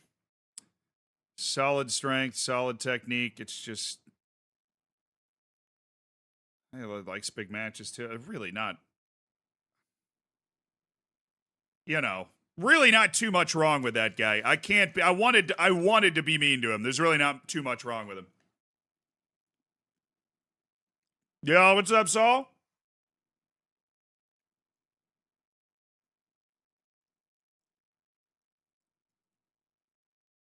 Yo, Kajri, thank you for the 76 months. Much love back, dude. I don't know why the TTS isn't triggering today. I think Stream Elements is just being funky. I don't know why it's not going off, but... why am I discarding reports rather than keeping them? Because then that player will never pop up again. So if I discard the report, I'm never going to get that player again. So once I've decided that there's no chance for that player to ever be on my team, then I'm going to discard the report. All right, Real Murcia is a 3rd division team. A bad 3rd division team. They're in 16th in the 3rd division. So I think we can rotate just about as heavily as we could possibly want to in this game. And we should be fine. We're also going to go with Melilla attack the middle tactic. Gutierrez, I want him to kind of get his confidence back. I want Savona to get his confidence back as well. So I think center back-wise, I'm going to go Savona, Salvador, and Gutierrez. Savona and Gutierrez need to play better. They need to play better. And I want to get Revert some time. So I'm going to play Revert. You got to play a certain number of first-team players anyways. Cesar and Van Rooyen both concerned about playing time. They're both going to get this match today.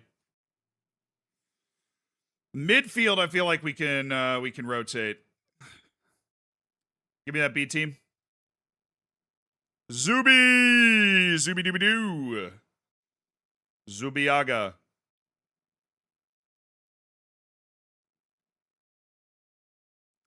Yuste. Obviously, we're going Yuste. And I'm going to go Conceição because I think I can actually play Conceição this time, which would be nice. Where's the other midfielder? Where's Leonard? There he is. Zubiaga and Leonard are going to start. They're going to make their second appearances for the team. And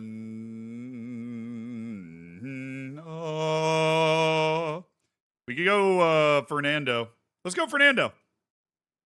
Let's try Fernando and Yuste. We always give Yuste looks, but we never give Fernando a look, you know?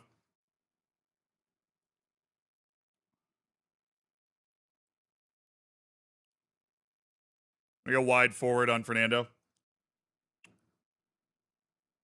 All right. Conceição, Savona, Salvador, Gutierrez, Van Rooyen, Cesar, Owen Leonard, Enrique Zubiaga, Pablo Revert, Fernando, and Yuste. There were 2 Youth Academy kids that we really like. And who do we have on the bench? We have Sosa, Otero, Ovande, Ferreros, Rubio, Cañete, Surai, Sessa, Knifin, Kiar, and Urbanic. I'm going to drop Knifin for Havacote. And I'm going to put Casado in for Sessa. And Lopes Teixeira on the bench for Urbanic. So we don't want to get knocked out of the cup because we're rotating, obviously. We don't want to get knocked out of the cup because of that. That would be foolish. But it's Yuste time, baby. Yuste's in there. Fernando's in there. Subiaga and Leonard are in there. We got friend Sergio Conceição, who's our B team starting goalkeeper, is going to get the reps today. Makes his first appearance in the first team. Jaime Gutierrez, former Youth Academy kid, takes the armband to lead the boys out. We have a really high-powered bench just in case we need it, but we want these kids to be able to handle it at the Enrique Roca de Murcia against the Real Murcia. Okay. We're the favorites. We should be winning. That being said, I have faith in you guys. I think you guys are going to be able to get the job done. All right, Chet, please rise and remove your caps for the performance of the Copa del Rey anthem.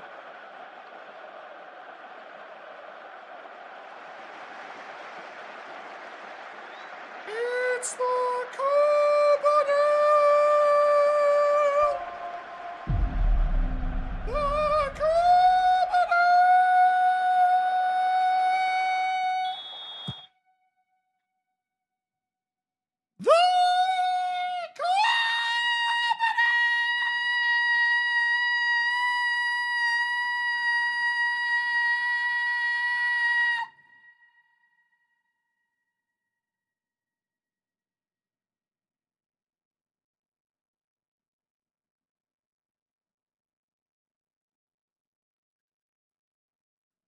You may be seated.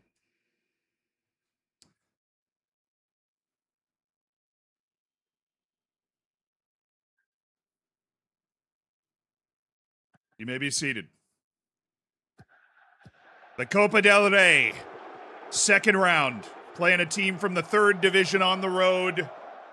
We got a couple of really exciting prospects out on the field, and a couple of guys we're trying to get their confidence back. So hopefully that can happen. Van Rooyen, Pablo Revert, still Pablo. Yuste! Alejandro Yuste has scored!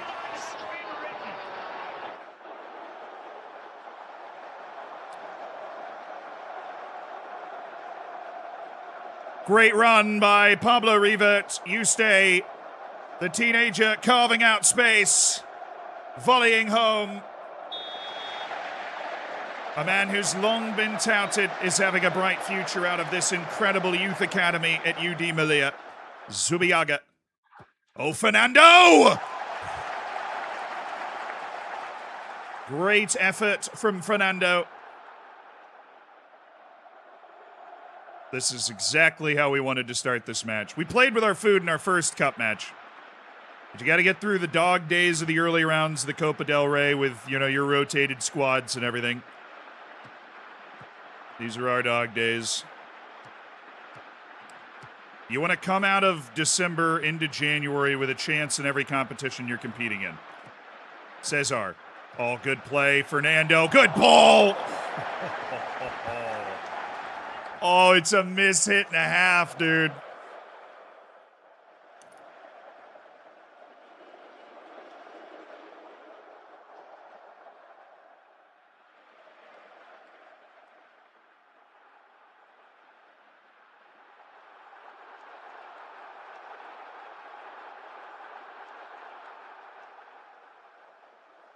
All right, bring the music back.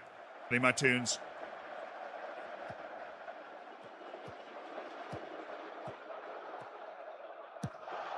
Who's there?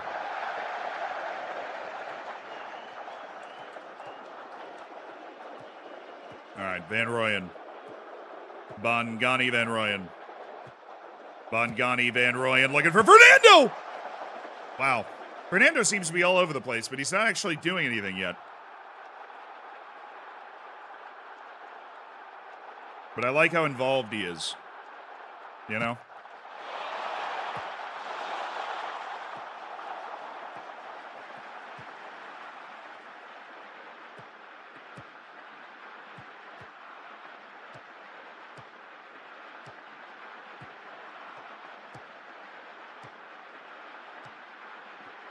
so many academy kids on the field right now. And then there's just Savona, the old dude. Savona, Enrique Zubiaga, Yuste, Fernando. Oh, Cesar walking it in! We needed a second goal to be comfy. Now we're comfy.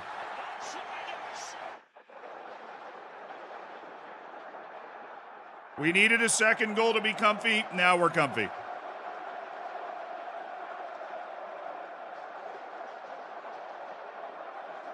That was a really good ball.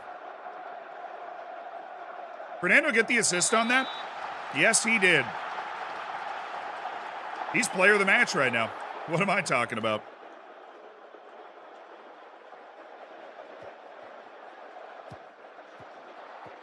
Oh, revert.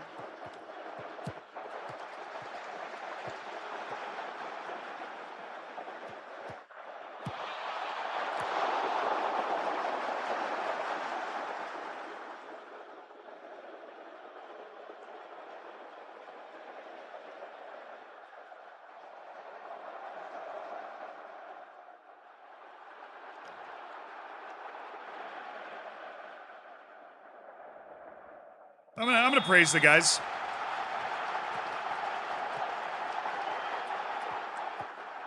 Well, these guys don't regularly play first team ball, and that was a pretty dominant first half performance. Still getting 6.7s from Gutierrez and Savona.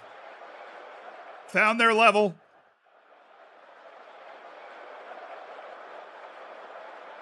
Haven't really seen much from Leonard or Subiaga in terms of the highlights either. But a lot of Revert and Fernando and Yuste. Then Cesar, obviously. He's going to... Cesar has a goal, and he has a 6.9. Give me a break, dude. Yeah, I thought that was Van Rooyen. Give me Rubio.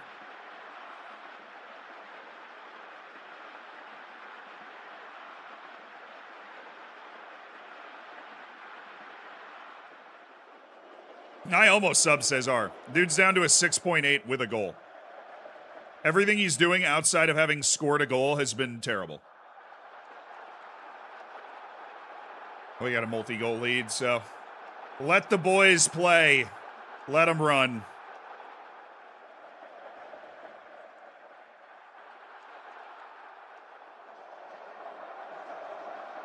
Yeah, I mean, the kids that come up, as long as we get a comfortable lead, I'm going to let Leonard and Subiaga and, well, like, they're going to play 90. I'm looking at subs in other places, but those guys are going to play 90. I want them to just get the experience, you know, get a winning experience, hopefully. I think Leonard had 2 goals. I thought Leonard had 2 goals in the first round. Good win. A workman-like performance, took control of the game early. Didn't bury him under a snowdrift in the second half, but we won, so.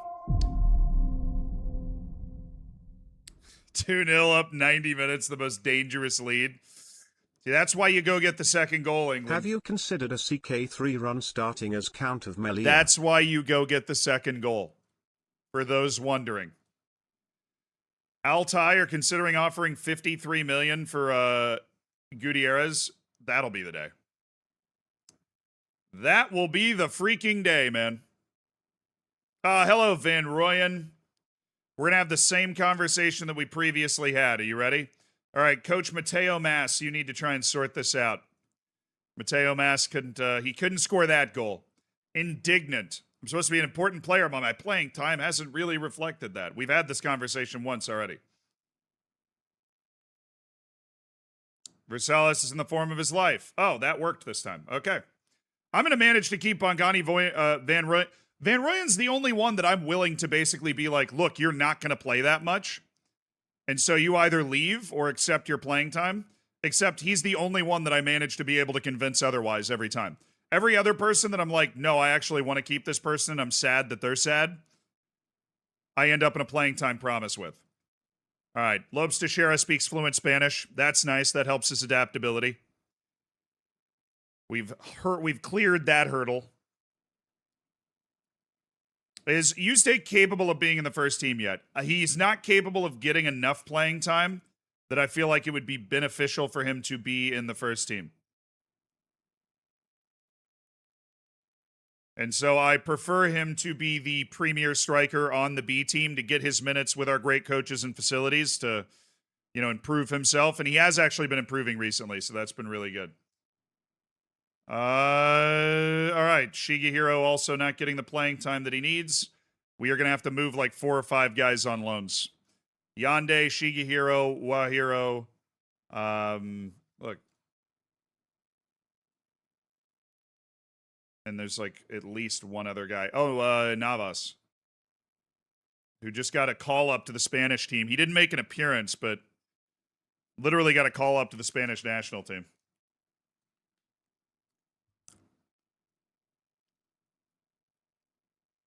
Yeah, I can't reduce. He would be mad if I reduced him from important player right now, Van Rooyen. He has a very high opinion of his own ability.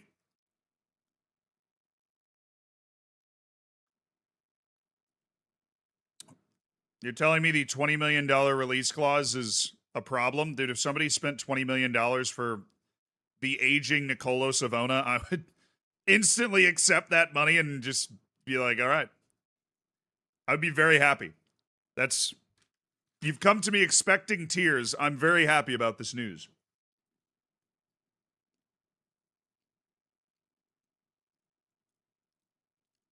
What happened to Carlos Sudo? He's in our U19s right now.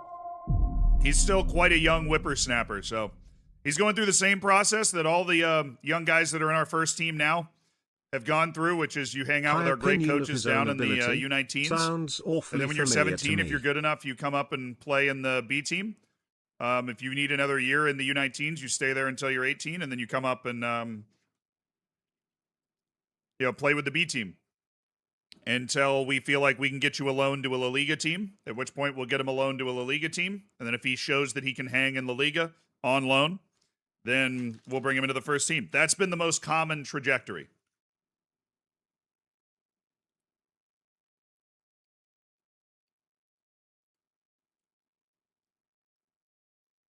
All right, time to get our first team back out there.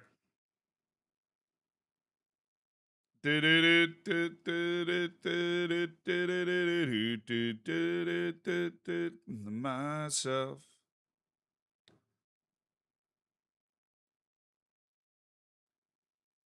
All right, finally, for the first time in a lot of matches, we're going to be able to run the Cañete Versales pair.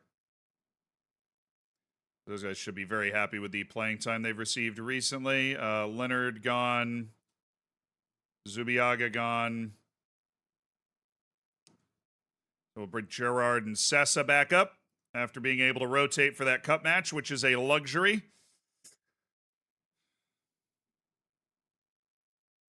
And then our front three. Been a lot of debate about how we want to line up our front three. Obviously, some people really love Knife and some people really love Jens Kjaer.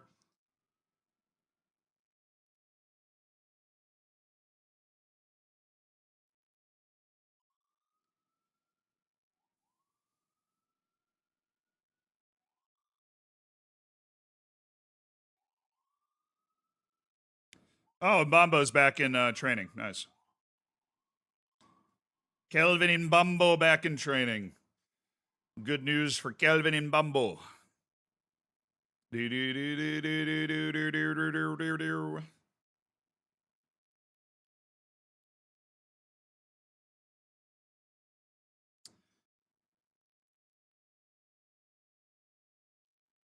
I might try that. Do wide forward and then have Havacote run there. Are we going to try to attack Malaga? Yeah, they're in last. Absolutely. We're going to try and we're going to try to completely bury Malaga right now.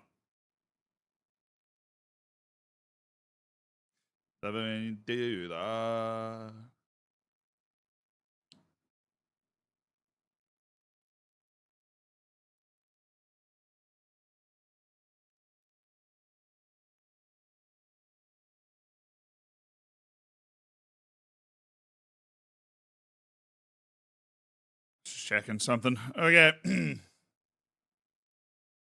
Sosa, Avande, Otero, Ferreros, Cañete, Versales, Casado, Tsurai, Havacote, Villalba, Lopes Teixeira. I know people aren't super high on the Havacote Villalba tandem that I'm running right now, but I believe in it. I hope they can reward me. Nobody predicted a loss. Make a lot of money if you were right. Trying to justify everybody's faith in me then with a good performance from the team. That's what we're going to do.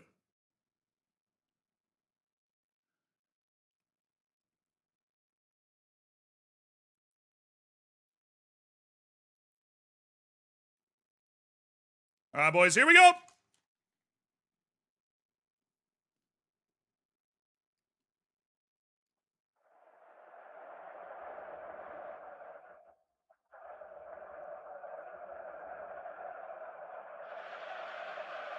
At home against Malaga, they are dead last in the league. Great opportunity for a good vibe win. I want to get control early. Pedal to the metal.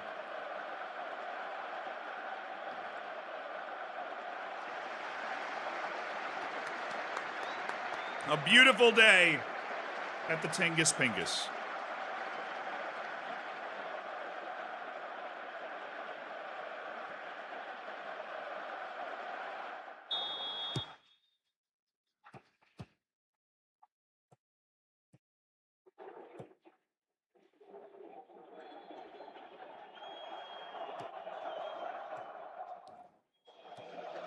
Oh, I want to see Casido try to be brave if he gets a chance to turn like that.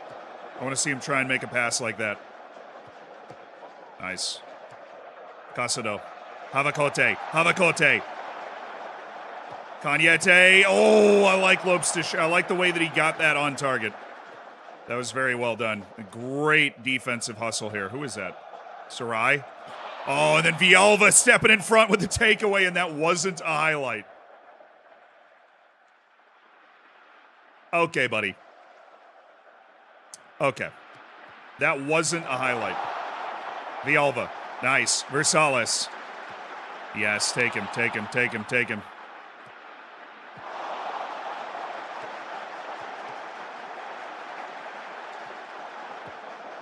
Good one, too. Oh, that's a pretty one, too. What?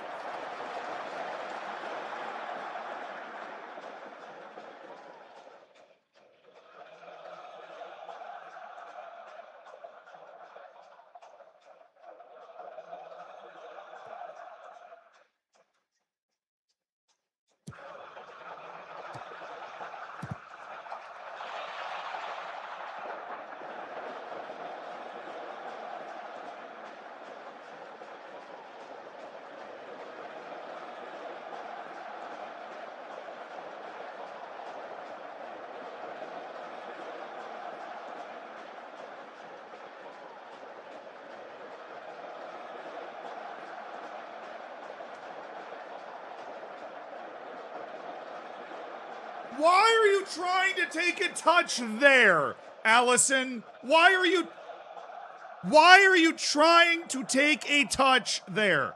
You just have to direct it towards the net, and that would have been a goal. Just ramp that ball off your...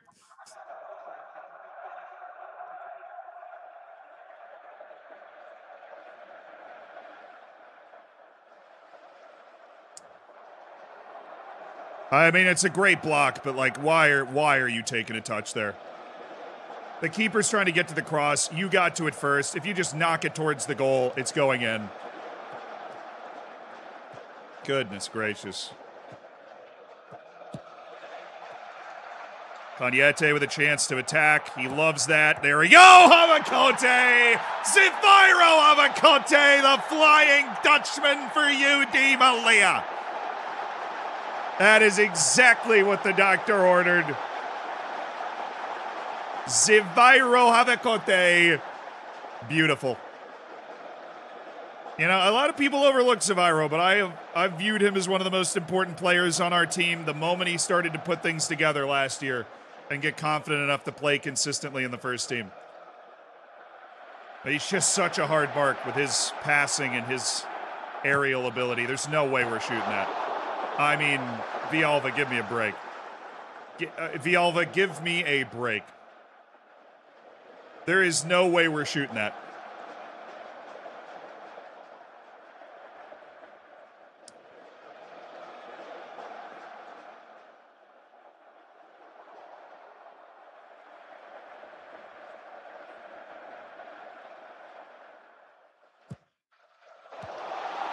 You know, well won by Ferreros there.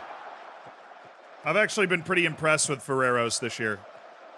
Doesn't get as much airtime as our other center backs, but I think he's been really good. Ooh, Havacote going to win that. Yes! Cañete in space. Little target forward play for Havacote, and it just opens up the whole team. Allison Lopes Teixeira with a shrug to the Ultras. UD Melilla leads 2-0, and it's a walk in the park. Havacote making the difference again. Angel Cañete has been finding his form as a right back this season. And Allison Lopes Teixeira, the lob threat, basically. The big, physical, clutch guy that just crashes the mouth of the goal. That we really haven't had a big goal-scoring presence on this team in a while. What a half from Cañete. He's in a 9.8 with a yellow. And he's getting cooked right now. But no, he's not. Casado. Could have been a better pass, but... really? Havacote, there's no way. Oh my goodness, it's gonna be a goal.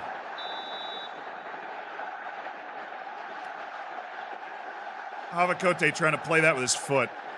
All he's got to do is just get in there, elevate, flick that ball on, and we have the exact same play on again.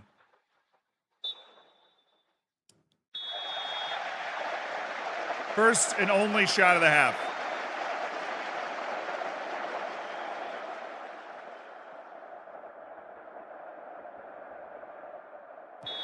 Pretty bad defense by Avande on that, too.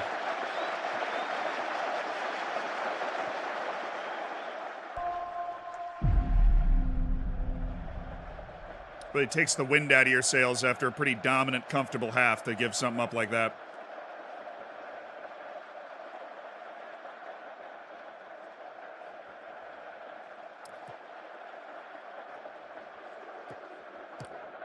Now I'm going to stay in our high-pressure system. Oh, my...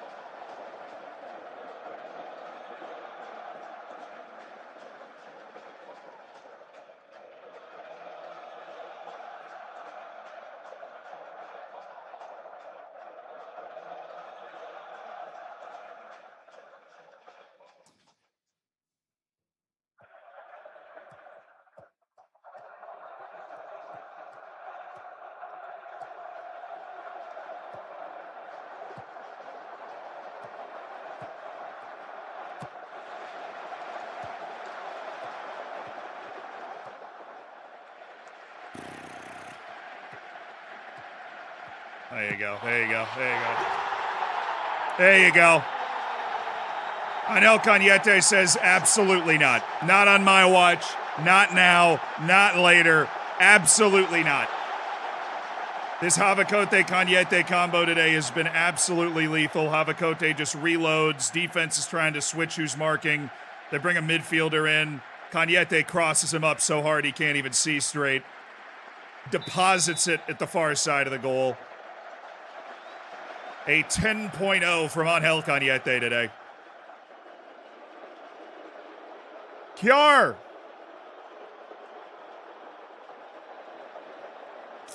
Van Rooyen on the left.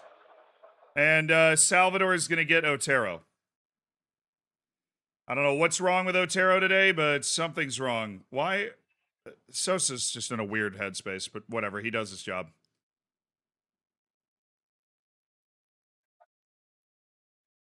All right, listen, guys. Kjær, Van Rooyen, and Salvador. You got it. Otero clearly is just very in his head today. He doesn't have it today, so. Salvador has been perfectly good. And we're going to pop him right into the middle of the defense to make sure that Labyad doesn't run straight through us again. That would be ideal. Sub!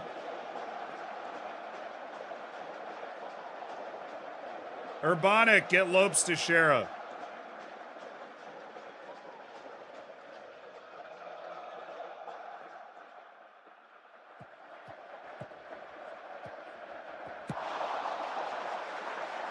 Just bring it down, dog. Jeez. Just bring it down. Sarai, good turn. Urbanic. I actually loved that ball. Even though it got deflected, it still got through. Kjær, that's a pen. Jens Kjær. You guys might have a point. He's taking the pen, too. You guys might have a point. He's balling right now. He's absolutely balling. He's cooking. Cyclonics, thank you for the year, by the way. Congrats on your golden bacon. While we set up Jens Kjar for this. Fishing, thank you for the 28 months. Have you considered a CK3 run starting as the Count of Melilla? Yes, that has actually been pitched. That's on the New York Times pitch bot for the channel. Jens Kjar.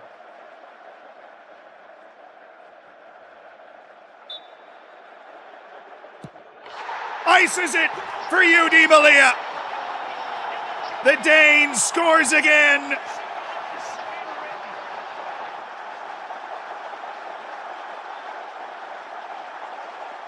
He wins the penalty. He scores the penalty. Jens Kjar by Ribera. And Malaga's stunning reprisal has been overwhelmed. Sub.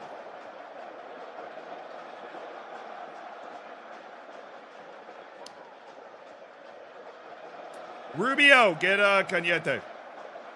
Obviously, we want to make sure he's okay for the next match. But look, 10.0, unbelievable performance. Unbelievable performance from Cañete. Deserves an ovation. New Discord VIP.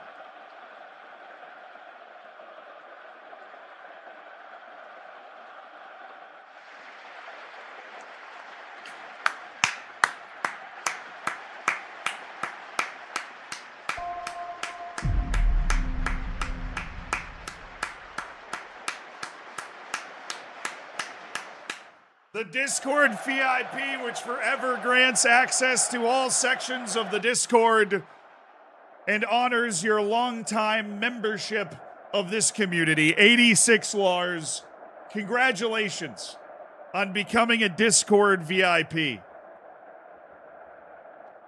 That's like a lifetime achievement award for watching the stream. I appreciate it, 86 Lars. The mods, I'm sure, have already got you sorted. If they don't, they'll have you sorted soon. Thank you for watching the stream and being a part of this community for a very long time. That one's for you, Lars. That one's for you. It's a lot of Larses, that's true. Even more than 85 Larses. Senor Waffle Iron, thank you for the 61 months. High opinion of his own ability sounds awfully familiar to me. Hey, whoa. Juicebox, thank you for the 47 months. And Scruzzles, my goodness. Scruzzles just dropped a 72-month sub. Thanks, C-Daddy. Nice. Nice. Scout the Lobbyian guy? Yeah, that was a hell of a run. I mean, he really took the cookies of Otero in that match. Or just, I guess, with that one play. How good is he? I usually don't do this because it'll just... He's actually very good. Yusuf, I forgot, this guy is like on my short list and everything. Like, Yusuf Labyad is actually a really good player. Very good dribbler. If they get relegated, surely there's a relegation release clause in this contract. There isn't.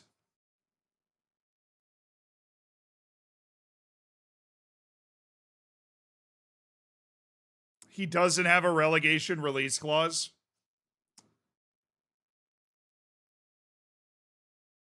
Barcelona's interested in Haaland.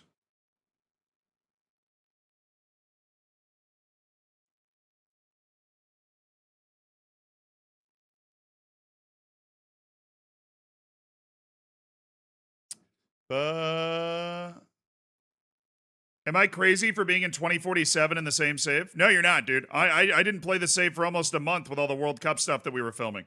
So, like, this is my personal save, but I only play it on stream. So I would assume almost all of you guys move faster in your, like, own personal saves than I do. Because me getting onto stream is basically my relaxation time in a lot of ways. It's just like, fire it up and chill. Play the save, you know? Barca's going to do with Haaland what they did with Lewandowski. I mean, that's not a fair comparison at all. Lewandowski went there when he was like, whatever, 34? Something like that. Rodrigo Almeida. I mean, the dude needs to go to a club where he's not going to be a B team contender. Mike Penders. Wow, that rhymed. Okay. Doesn't like big matches? No. Daniel Miranda, 22-year-old Peruvian central midfielder from Real Madrid, Castilla. Yeah, I nailed the pronunciation. That's what I do. Well, this guy's available end of contract. I can see why they don't want to like overdo it. He has high potential, but a very, very, very, very, very long way to go before he gets to it. All right, this guy's not somebody that I'm going to go sign now. Feliu Artiga. Barcelona B team, 22 years old. I mean, that guy definitely has a spot on a squad somewhere in this division. He's fairly professional as well. He could be a good influence on the youngsters, but he's gonna ask for too much money probably. Mustafa Goktash. Classic, good, not great player, dude. Classic. Just get my end of contract guys in. Bruno Laborda. Okay. End of contract. You know it. Christopher Berengue. Oh, Holland in this. Oh, it's in this save. Bro, I thought you were breaking some, like, real life thing. I was back in my mind. I'm like, that's whatever. I will accept any Barcelona news because they come up with money out of nowhere to all of a sudden be like, hey, we're relevant. We're doing this too. And you're like, okay, I guess you are. I'm not gonna tell you you're not. All right, Kaio's agent is coming to me saying, hey, you should sign Kaio. Yeah, in this save makes a lot more sense. I totally understand why you were telling me that now.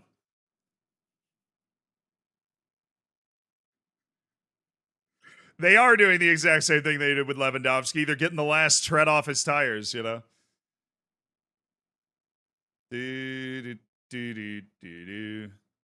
Isaac Toure.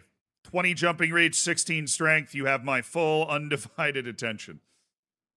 Luca Jacques, similar, like all-around type center back. He's good at that. And I'm keeping an eye on those guys because that end of contract might hit.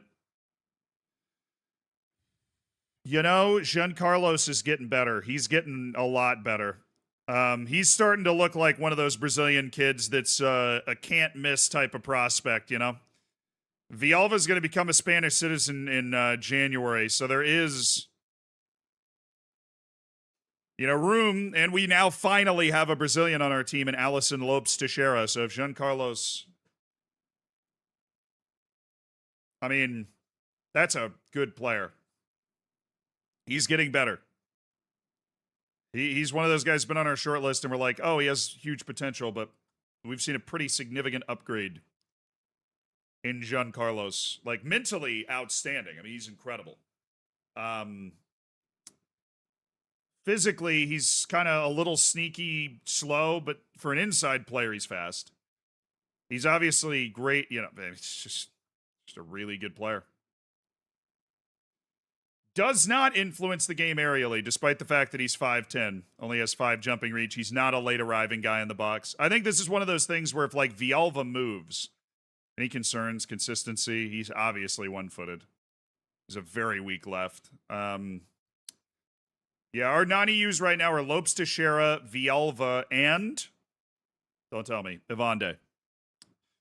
And Villalva is, in January, going to be eligible for Spanish citizenship. I don't think he'll get it until the summer, but I'm interested to see what happens with Giancarlos before then. Isn't Ivan an option now that he's gotten taller? Yes, we like Ivan a lot too. He's a center back from Brazil. But I think it's a pretty clear 1-for-1 if we get like a big offer for Villalva.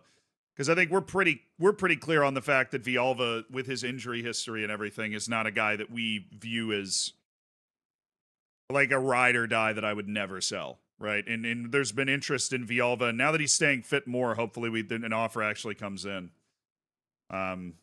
We'll see. Hey now, hey now. Yeah, no, we don't know anything about the next Football Manager. I harbor no inside information to give you.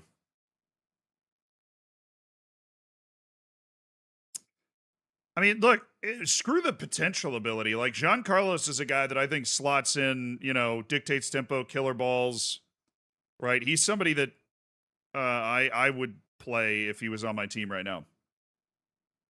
Right? That's what he is. The question is how. Oh, he's reserved. Oh my god.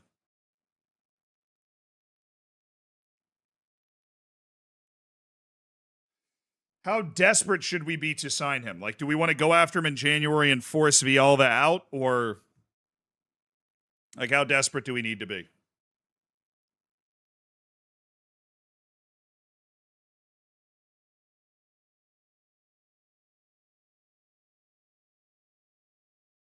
Making a Zealand's hiding FM, yeah, hiding FM information from the community. That's it. I've been running Football Manager and Sports Interactive with a shadow government for years.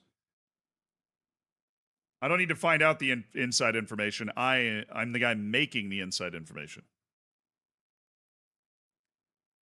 Why not sign him and loan him for the rest of the season? I mean, I think the more I look at him, the more I'm like, this is a guy we just have to go for. Because if we get to January and then Manchester City just like decides they want him, I will really regret not going for him. I will really, really regret not going for him. Asim Quayle.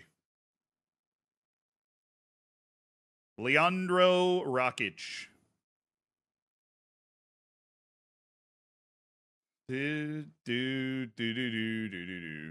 Gabriel Felipe of Vasco da Gama. Doesn't deserve the name Felipe. He hasn't earned it. The name Felipe is hallowed.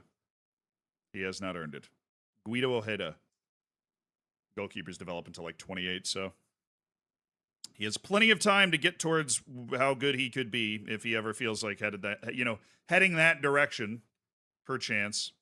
Adrian Angulo, all right, his potential's actually gone down. That's good to know. Thomas Marstuk, 18-year-old Norwegian goalkeeper at Rosenborg.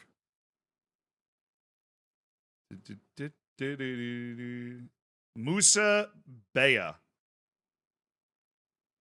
think right now we don't keep an eye on that guy. Maxime Vandenbosch. Definitely not Wonder Kid list anymore. That's why I check what short list they're on. Milos Markovic. Yeah, he's jumping reach. He's 6'1". His jumping reach could honestly be 13 or 14 without anybody batting an eye. The guy just doesn't know how to jump. It's not a height issue. For freaking crying out loud. Okay. Andrei Shevchuk. Definitely not a guy that's on the Wonder Kid list anymore. Goes to the Keep a Keen Eye list. And Daniel Kjarsgaard. Oh, that's an outstanding 16-year-old player. I mean,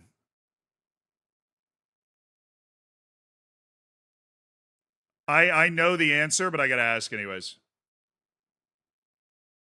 Yeah, he's not interested in making a move yet, but I'll tell you what, he is bona fide yes list. Got to keep an eye on him. And Lucas Bjerga, they got multiple of them, man. They've got multiple of them. Lucas Bjerga, and then Santi Martinez is that defensive midfielder. And I could have told you. I've been around the block. I could have told you. All right, I'm very curious. I didn't want to talk to the agent because I didn't want to have his wage predetermined. Breakthrough prospect. Oh my goodness. This guy has no idea how good he is. It's an unbelievable deal. We have to sign him right now. All right, 1.3 and 2 with a 10% raise.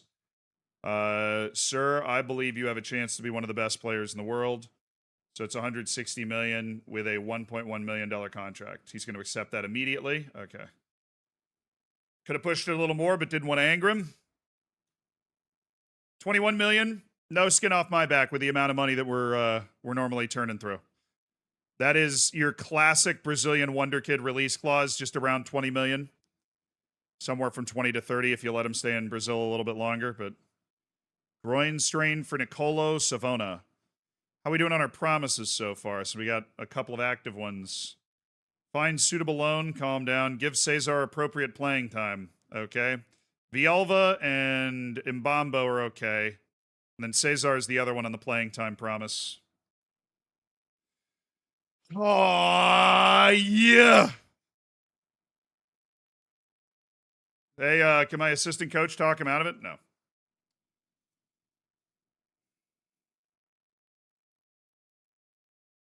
We had small playing time concerns from Knifin as well. We had a pretty big turnover in the squad, so everybody's kind of finding their lane, finding what they're comfortable with. I like Knifin a lot. Just want him to be on regular starter instead of important player, which is where he is. But I don't think we can. I don't think we can make that move. He's very, very. I mean, he's just a really good player. Him and Giancarlos are not dissimilar players. Well,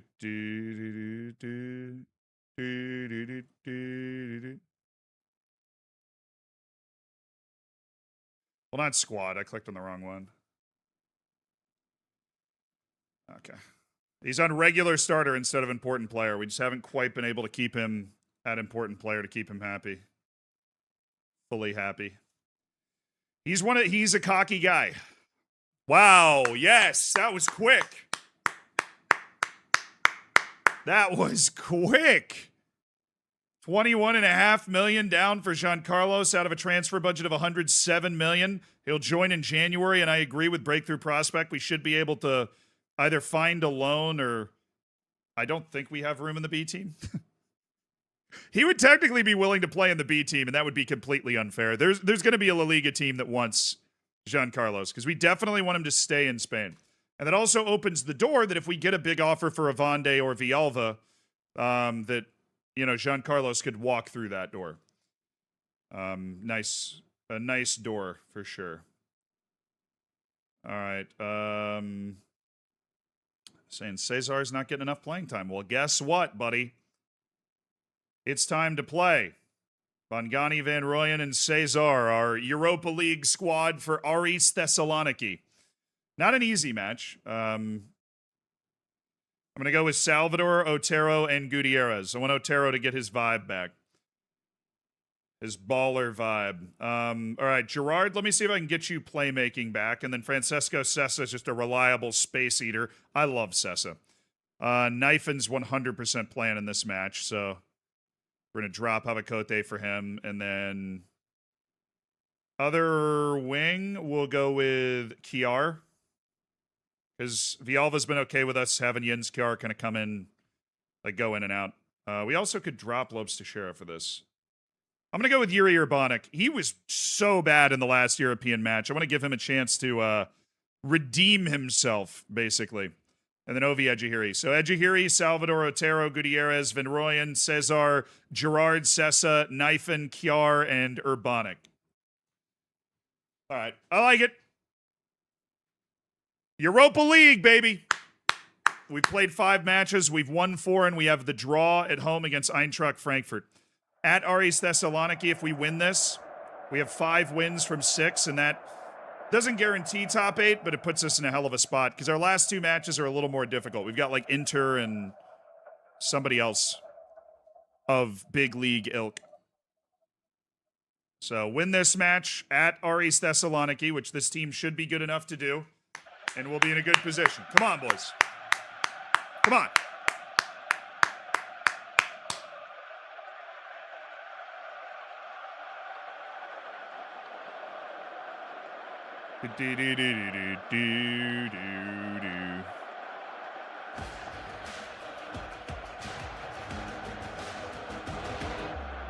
Oh!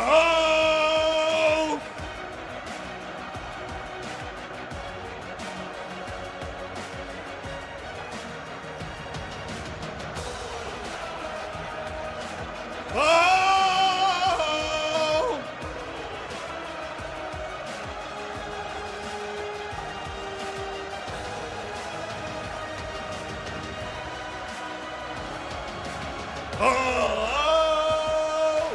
Oh! Oh!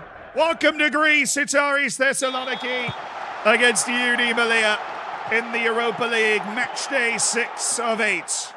To decide who will be going to the knockouts of this competition, UD Melilla of Spain, looking like one of the teams in this tournament so far. They've won 4 of their opening 5 matches with a dramatic comeback at Hajduk Split in their last appearance.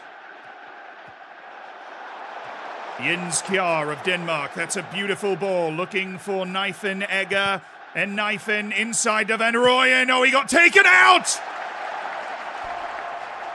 But the referee plays advantage, and Gerard puts it just wide. Hello, Mr. Zia. Yo, Shannon. Boing, thank you for the $6.67 super chat. Don't forget to save your saves, as you never know when a game game crash will occur, chat. Sub with Prime. Thank you, Boing Boing.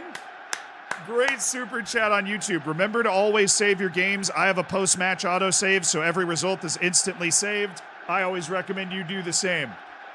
And sub with Prime to avoid ads. Shout out. Durlogi, thank you for the 35 months. There's no advantage in the penalty area according to the rules. Then that's a pen. I'm pretty sure Van Rooyen just got taken out, which is hilarious because they could have just let him shoot. He would miss anyways. All right, a lot of energy. Always going to be an energetic start to a match in Greece. Incredible home atmospheres from these teams.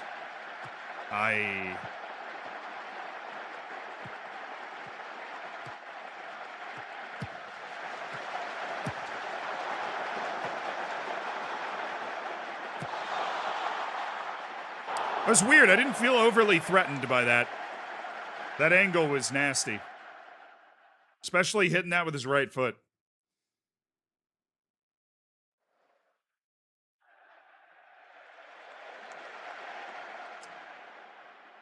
We're not really imposing ourselves on this game at all.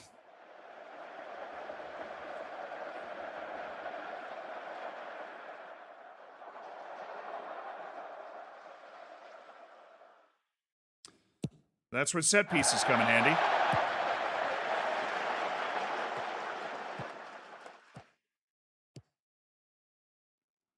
Bongani Van Rooyen. Bongani Van Rooyen. Bring it back. Oh, good pass. Oh, it's got to be Cesar Navraki. The left back from Brazil. Cesar Navraki scores and Melilla leads. It's a probing run by Van Rooyen. Eventually, he gets it poked into the middle. It's just bouncing around. And the extra man in the box, Cesar Navraki, puts Melilla in the lead in the Europa League. Always really, these European matches away, even against an inferior team, they're really competitive. They're really intense. Leaving with a win is not the worst thing in the world. Another goal right before half would be amazing. Van Rooyen. Bongani Van Rooyen. Lucas Knifen. Lucas Knifen. Oh, that look like a pen ref!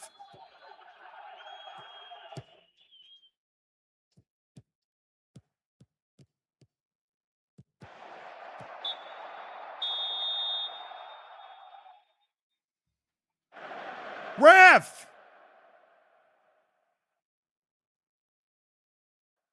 Look, we have the lead, but definitely can do more to take charge of the match, is what I'm telling the boys at halftime. Cesar.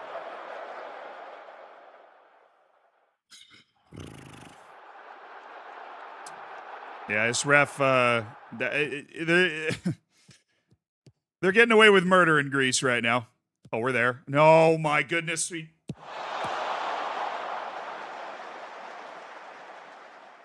Sessa literally tackled it away from our center back. I don't know if that's just a miscommunication, I guess. They both would have won that ball. Van Rooyen, you're off. Lobes Teixeira, you're in. Revert, actually, I'm going to leave Knifen. He's shown the ability with his mentality to bounce back from bad starts. So I'm going to give him a better player on his side and put Lopes Teixeira in the middle and see if Knifen can. He's got that dog in him. He keeps competing. He doesn't get too down when things aren't going his way early in a match. I gave him like 10 more minutes, but we do have the quality. Revert. And we'll give them a little bit of a different look. Revert can play wide, but I'm going to bring him in anyways.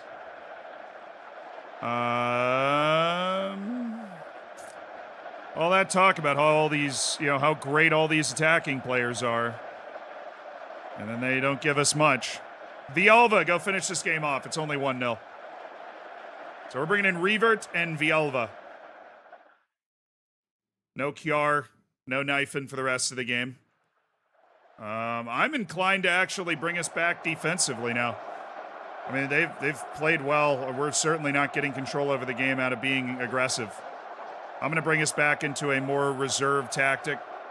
Load up the Melilla in the middle tactic and play for the 1-0. Not too cool levels of playing for the 1-0, but just play more like composed. This is the way our first team starts in matches like on the road in La Liga, instead of looking to go out and dominate. Oh, that's an American. George Bello.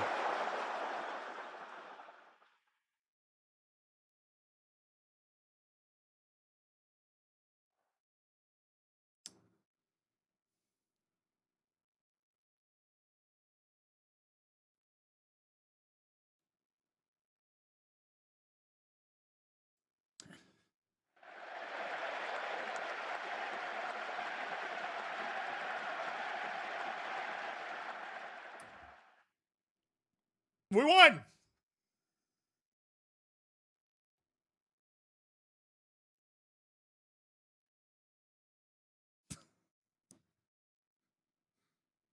A win's a win. That's about the only positive we have from that.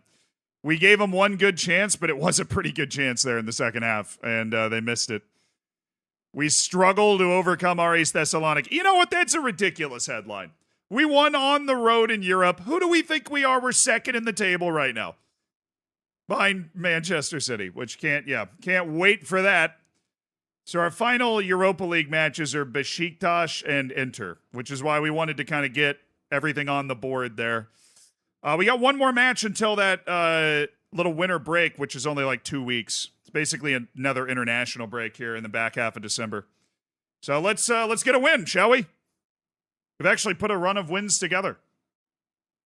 Yeah, City's in the Europa League. They finished 6th last year. Havakote showing pleasing progress. You know what I really like is that his potential has stayed 5-star as our team has improved over the last 2 years. Right. He's physically getting better.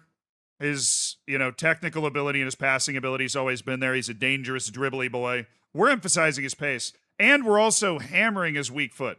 His weak foot was incredibly weak, but we're trying to get it up to level 3. It's gone from 1 to 2, and he uses it sometimes now, which is nice. Loan approach for Arturo Ledesma with an optional future fee of $375,000. We brought in Ledesma for free. He played a little bit last year, and then this year has been a regular starter for the B team. 21 years old, Mexican international. I'm going to flip this offer to a transfer offer for $1.2 million. And they're willing to have a conversation, so I think we can get $1 million. I'm down. That's $1 million for starter on the B team, Arturo Ledesma. And I don't think he's shown me too much about like his development, so I think we just take that. Let's go ahead and take $1 million for Ledesma. He hasn't popped in a year and a half with his development. He's 21. Yeah, $1 million sounds good to me, man. That opens up a center back spot on our B team if we want to find somebody to fill that in January. Hey, nice, Brant. Good work. Shalom, thank you so much for the 29 months of the Prime, by the way. And Dano, thank you for the Tier 1 for the 5 months. I appreciate you too. Charlotte, you've spent a lot of Jeff Bezos' money, and I just want you, I want you to know you're commended for that.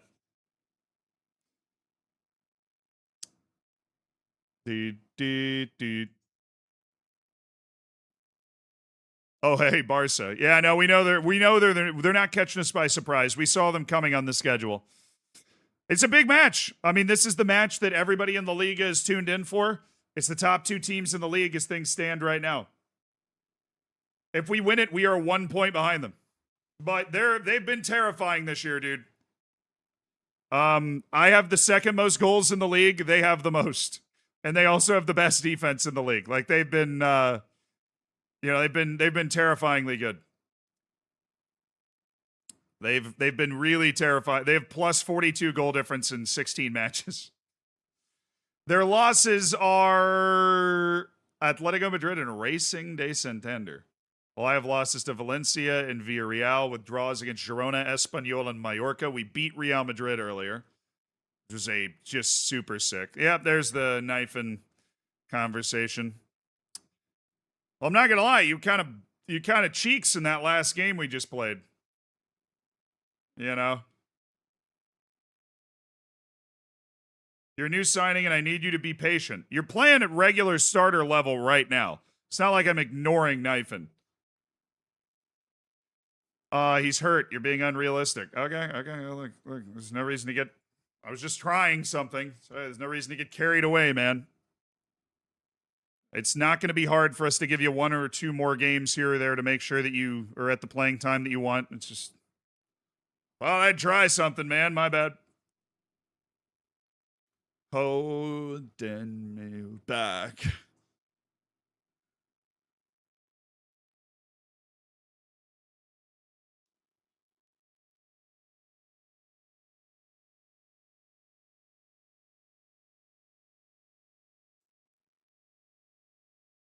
Knifin's been playing well. Yeah, I mean, Knifin's had his moments. I really like his mentality. It's just...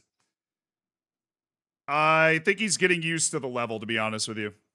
I think he's getting used to the level we play at. Like how consistently good he has to be. Because he's coming from the Swiss league. So it's a pretty big jump up, you know, for league matches in particular. But okay. A lot of people just unhappy with training. And I don't really get that. But this is the first time I have ever seen Francesco Sessa getting significantly better or worse. That's a bad sign. That might be a sign of the apocalypse. He's been the most consistent player we've ever had. Okay, so is it Otero, Villalba, Sessa, Havacote, Revert, Teixeira, and Aaron Ruiz?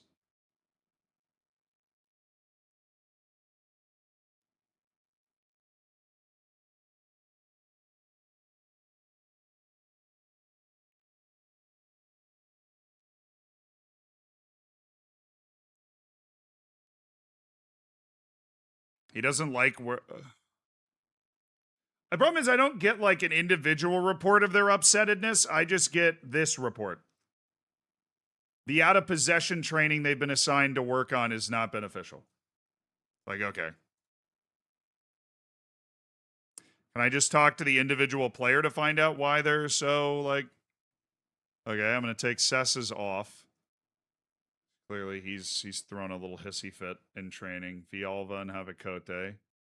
I think, no, Havacote is going to keep his. What's Villalba on? See, he doesn't even have that. I think it's just that. And we just put him, it counts the out of possession role as, training or something. Revert, Lopes, Teixeira. And hopefully we've got this solved by the next time they come up. Lopes, Teixeira is not, yeah, it's not even working on anything. Bro's not even working on anything. We'll take that off, and then, what Revert?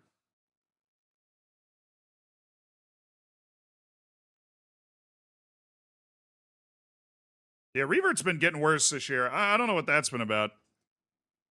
Been some pretty consistent downward arrows from Revert. He broke his metatarsal to start the year and missed the first 2 months. I feel like that's really hurt him. He's had good moments, though. He definitely belongs in the first team. No doubt he definitely belongs in the first team, so that's good. He's proved that to me.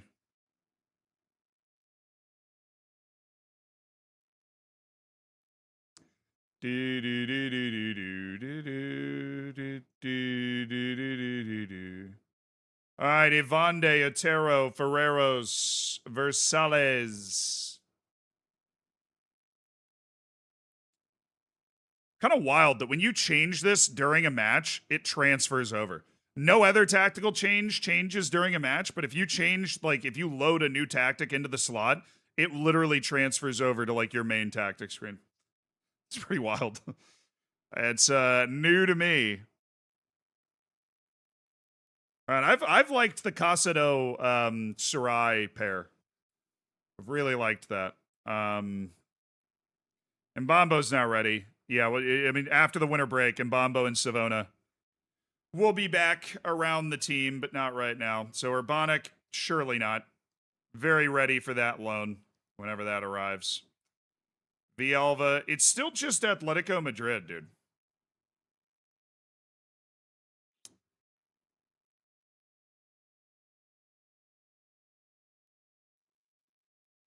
And Havacote. All right. Sosa, Ivande, Otero, Ferreros, Cañete, Casado, Sarai, Versales, Havacote, Villalba, Lopes Teixeira. Go time, baby! Oh, we're standing up for this one. This is a huge match right here. This is a huge match right here.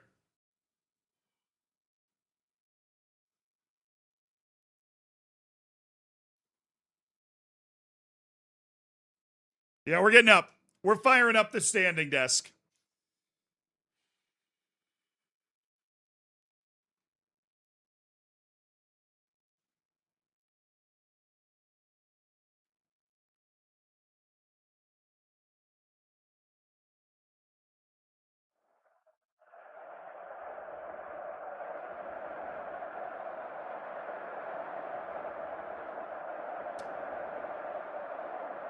On the road, Barcelona, like a generational Barcelona team.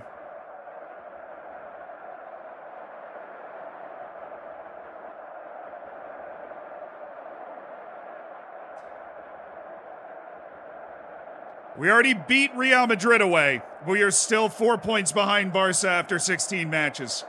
This is a win that could put us in position to challenge for the league title if we win this match.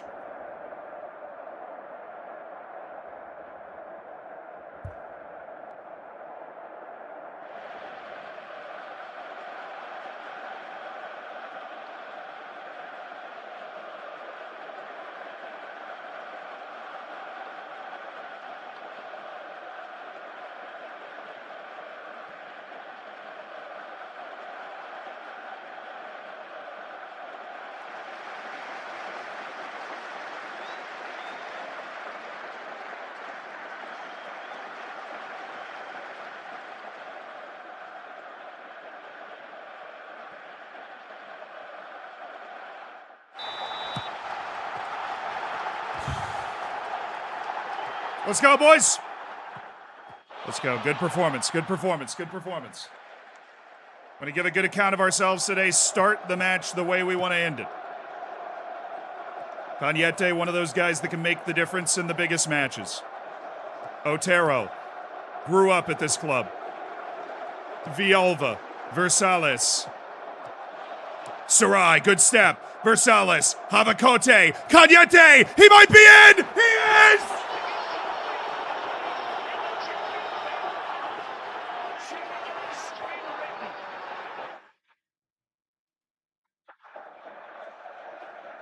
I was really afraid I was actually going to punch the wall. Let's go!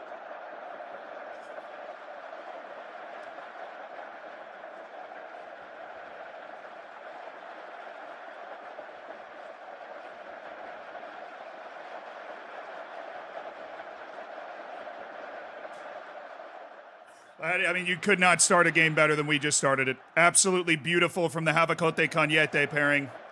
Cañete stepping into space, chips it over the shoulder of the keeper.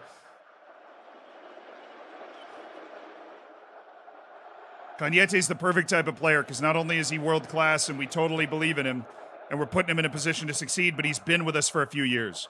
Right? There's no adjusting left. He's very comfortable here. He's ready and in position to rise to the occasion.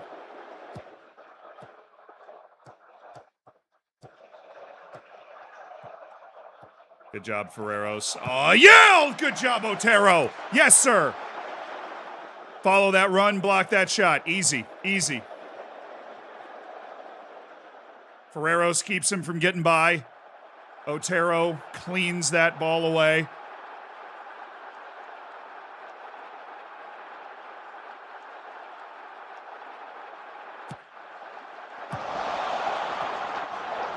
Villalba up to Raul Sarai. Back to Villalba. To Sarai. Oh, it's deflected in!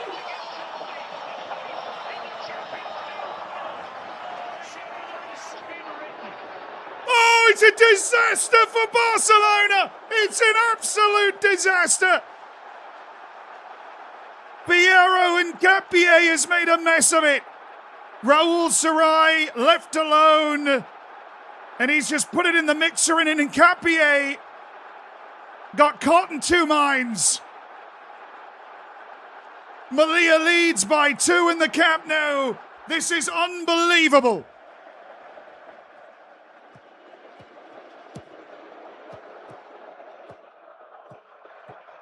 It is a tremendous start for this team. A win that would send us to the winter break with a real race for the Liga on.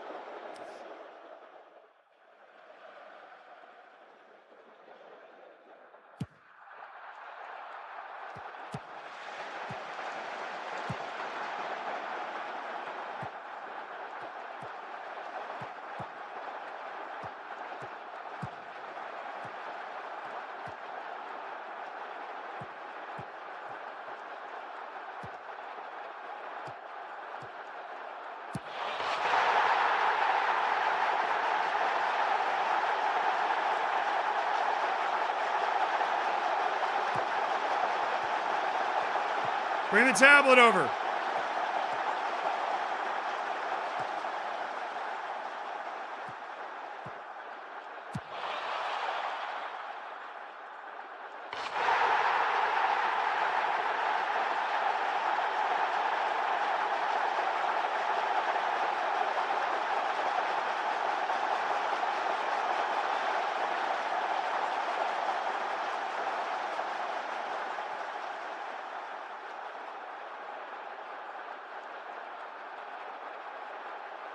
I'll tell you what causes that.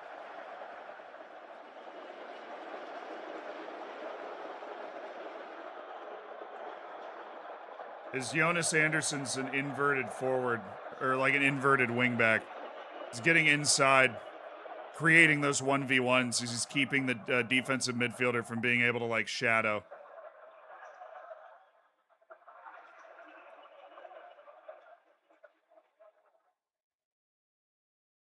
It's not letting me skip. Okay.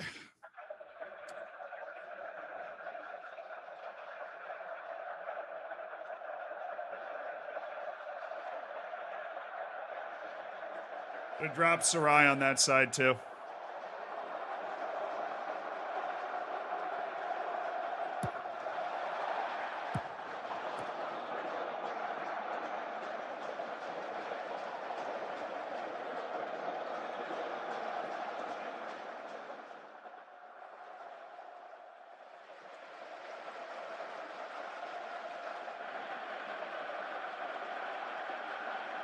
I have an idea. Versales. Versales just getting killed. Cañete, and then put Rubio on the other side. Villalba, you're off for Jens Kjær. And that's it. 2 subs. Rubio, right. That brings Cañete to the left and lets him check Lamine. and he makes Lamine defend more, and then Jens Kjaer is coming in.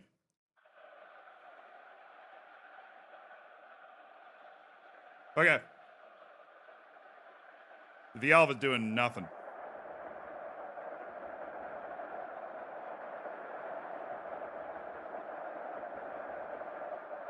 This were...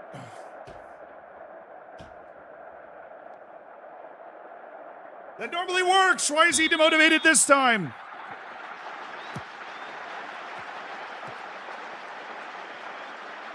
The big time to be demotivated, Lopes. I don't want to put Urbanic in for half the game against Barcelona because I've seen that script before and he doesn't do anything. So I just wanted to fire Lopes Teixeira up a little bit because that has been very effective for us in the past.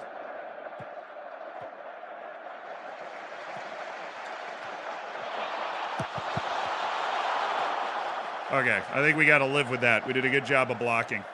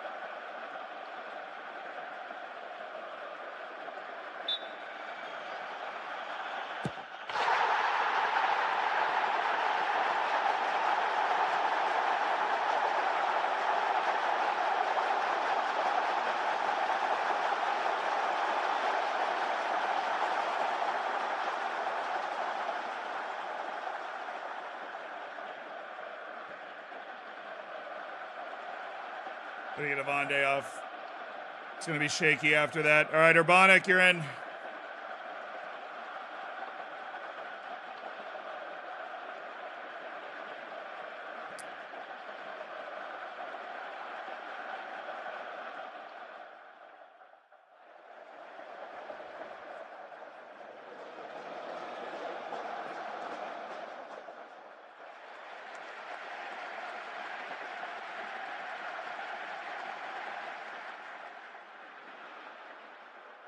We got to the last 20. Let's go.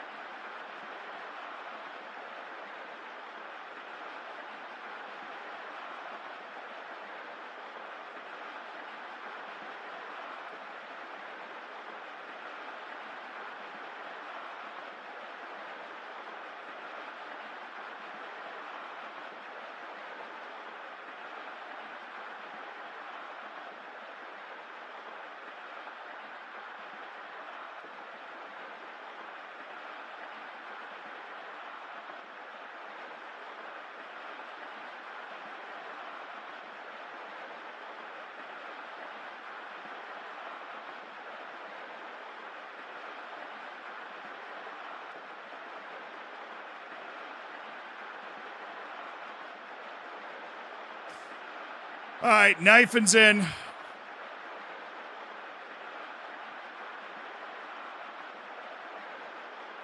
Last change, in for Otero.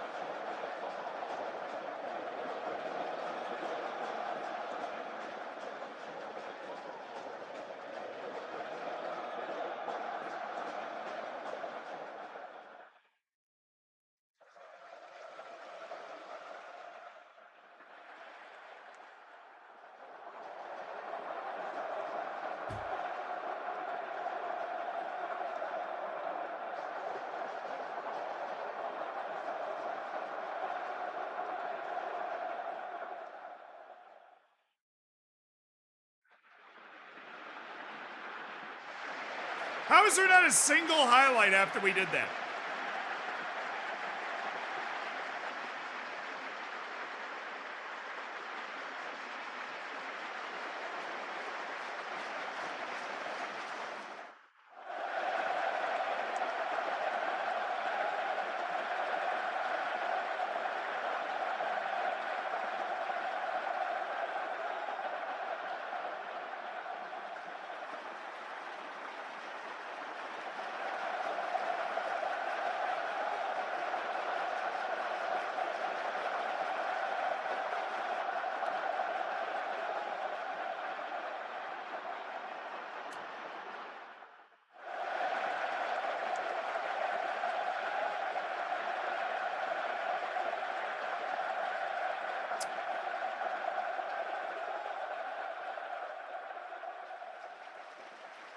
Didn't play with enough experience and belief in that game. I mean, obviously, the first half, it was our 20-year-old left wing back, Leo Versailles, who we hold him in incredibly high esteem. I believe he's one hell of a player. He got destroyed by Lamine. And then in the second half, we got some momentum going. I mean, I'm just really frustrated with Urbanic and Kjær and Knifin, and like we make all those changes and put ourselves, and Rubio as well, and we put ourselves in a really offensive setup, and they're just, we didn't even, nothing. We didn't get a look. Damn. We couldn't have started that game. We literally could not have started that game any better than we did. And I mean, their only goal in the second half was just, I mean, they didn't do anything to earn that. We just gave it to them. There was a corner and we just pushed a guy to the ground, like,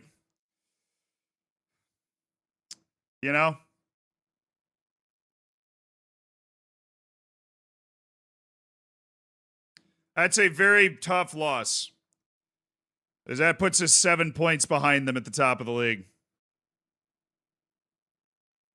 That's a very tough loss.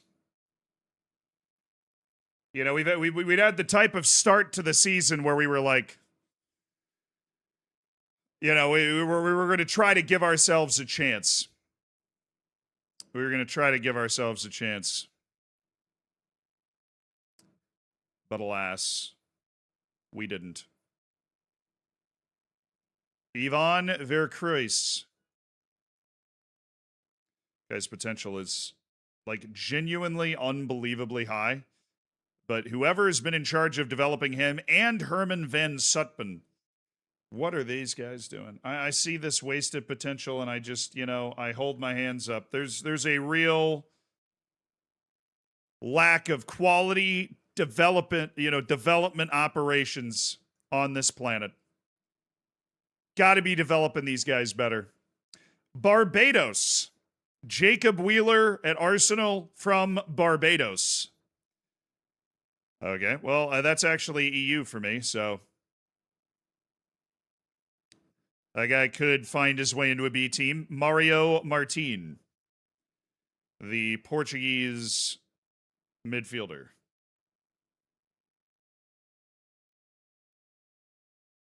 And Emmanuel Sando. Oh, no, he's, highly recommended player, Gustavo Sa.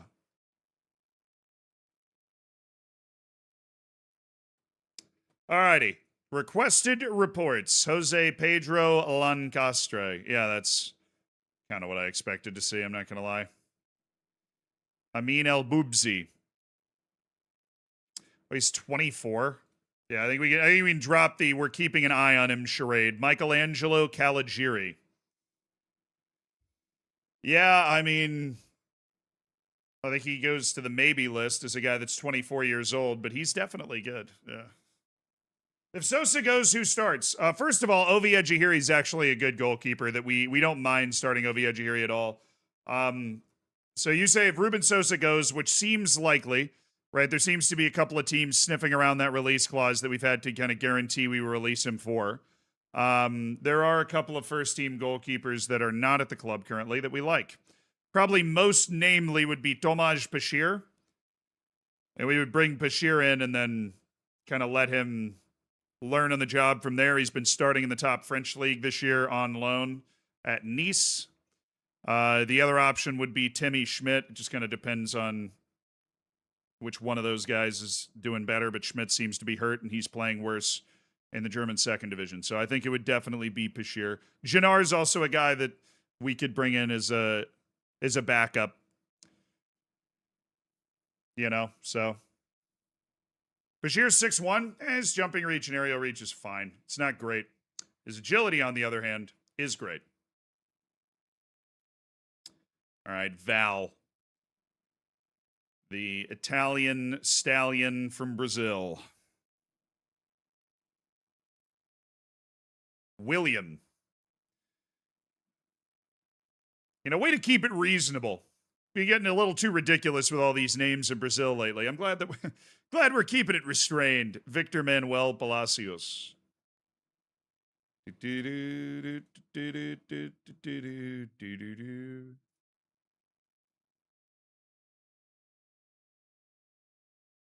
Hanjo Rolfing. He's very mad, dude.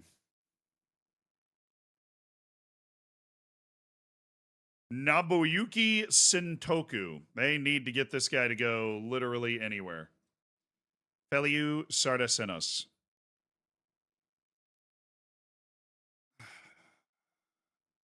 Seven first touch. Guy basically can't play midfield. So yeah, it's just center back, basically. He's a center back that for some reason has been trained into playing multiple other positions, which has apparently convinced people that he's good when he's not. Emmanuel Ogiachaki.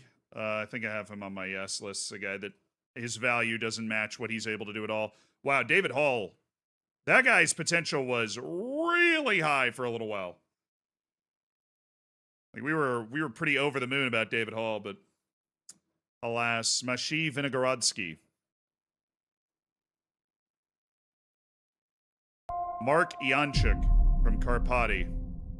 The defensive midfielder who we have verified through Marko Vacic, who would know such things with his outstanding judging player Keeps potential. it up. Love from Belgium. To be 4.5 gold stars of potential at 17 years old. Turns 18 this year in April.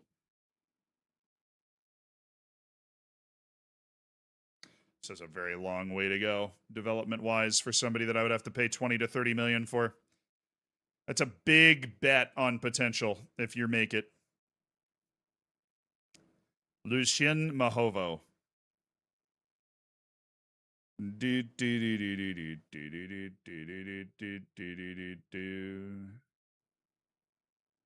And Oscar.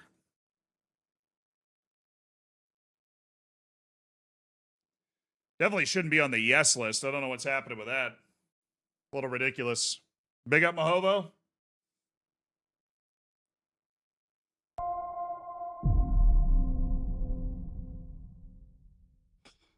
I love this. Noad on YouTube said, tell your guys that we need winning already. They signed to your club to win, then win. They're soft, and your three at the back are incapable of keeping a clean sheet, even being great athletes. Yeah, I think we are at a point in this save where we are transitioning from like talent acquisition to winning. And I think that's why I pointed out Cañete is I'm like, Cañete is not only a guy that I think is good enough to win, he is now old enough and experienced enough and has played for us for a couple of years that I feel like, you know, he's a guy we can rely on in those big moments. I do. Yeah, we're going to transition to yelling at them more, to handling them more like that. We're selling Arturo Ledesma for $1 million. Signed this guy for free from Mexico. Gave him about a year of playing in the B teams. We brought him in about January last year. And somebody came in, put $1 million on the table, and I'm like, you know what? Sounds good to me, boss. I will take $1 million. Hope you have a good time, Ledesma, and you're going to have a really good career in the Mexican League. He was never a high-value guy. I just wanted to give him a chance to is being used as the emergency goalkeeper. Thanks, man. Exactly what I sent him there to do. Be a backup. Well, Taufik Tadili. I don't want to see you getting worse when I click over here, Taufik. When I check in on the U19s, I don't want to see you going down.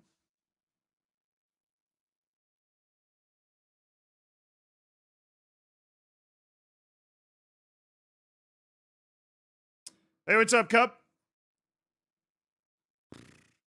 Yeah, but our team, we're moving into the focusing more on winning. Oh. What do we got on hell? What do you do over winter break? Tight calf. Yeah, we're fine. I'm giving the boys the time off. We're not playing a single friendly. Full fatigue reset for the entire team and hopefully avoiding injuries as well. What's Lamine Yamal's rating at this time in the save? I don't know. He just scored a hat trick against me to break my heart. So I'm sure he's plenty good. He's doing just fine. Yeah, he's okay. This is the guy he was cooking. I love Versailles, and he got massacred in that game.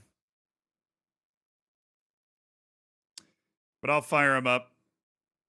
Let's see. There's been a lot of smoke, but sometimes there's a lot of smoke and there's not a lot of fire. So we'll see how much transfer business actually comes our way. A little too well.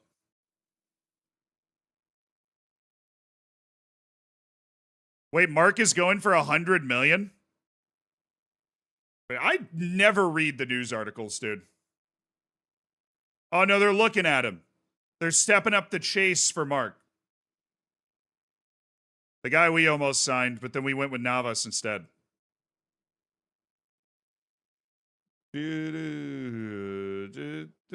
Apparently, they're looking for even more.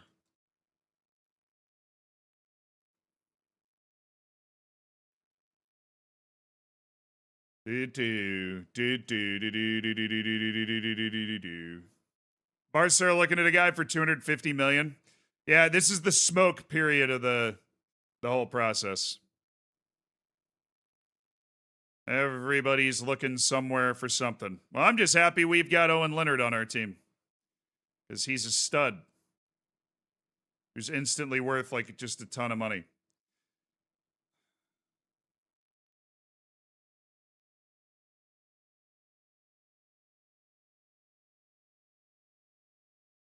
Yande, Shigehiro.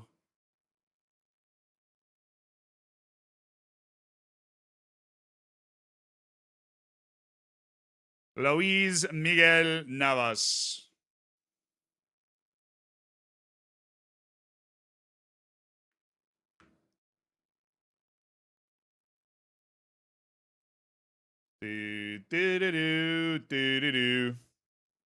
Yeah, we have to do some serious loan rearranging. We have a couple guys on loan that are just not playing, which not a lot of a point to that for us, unfortunately.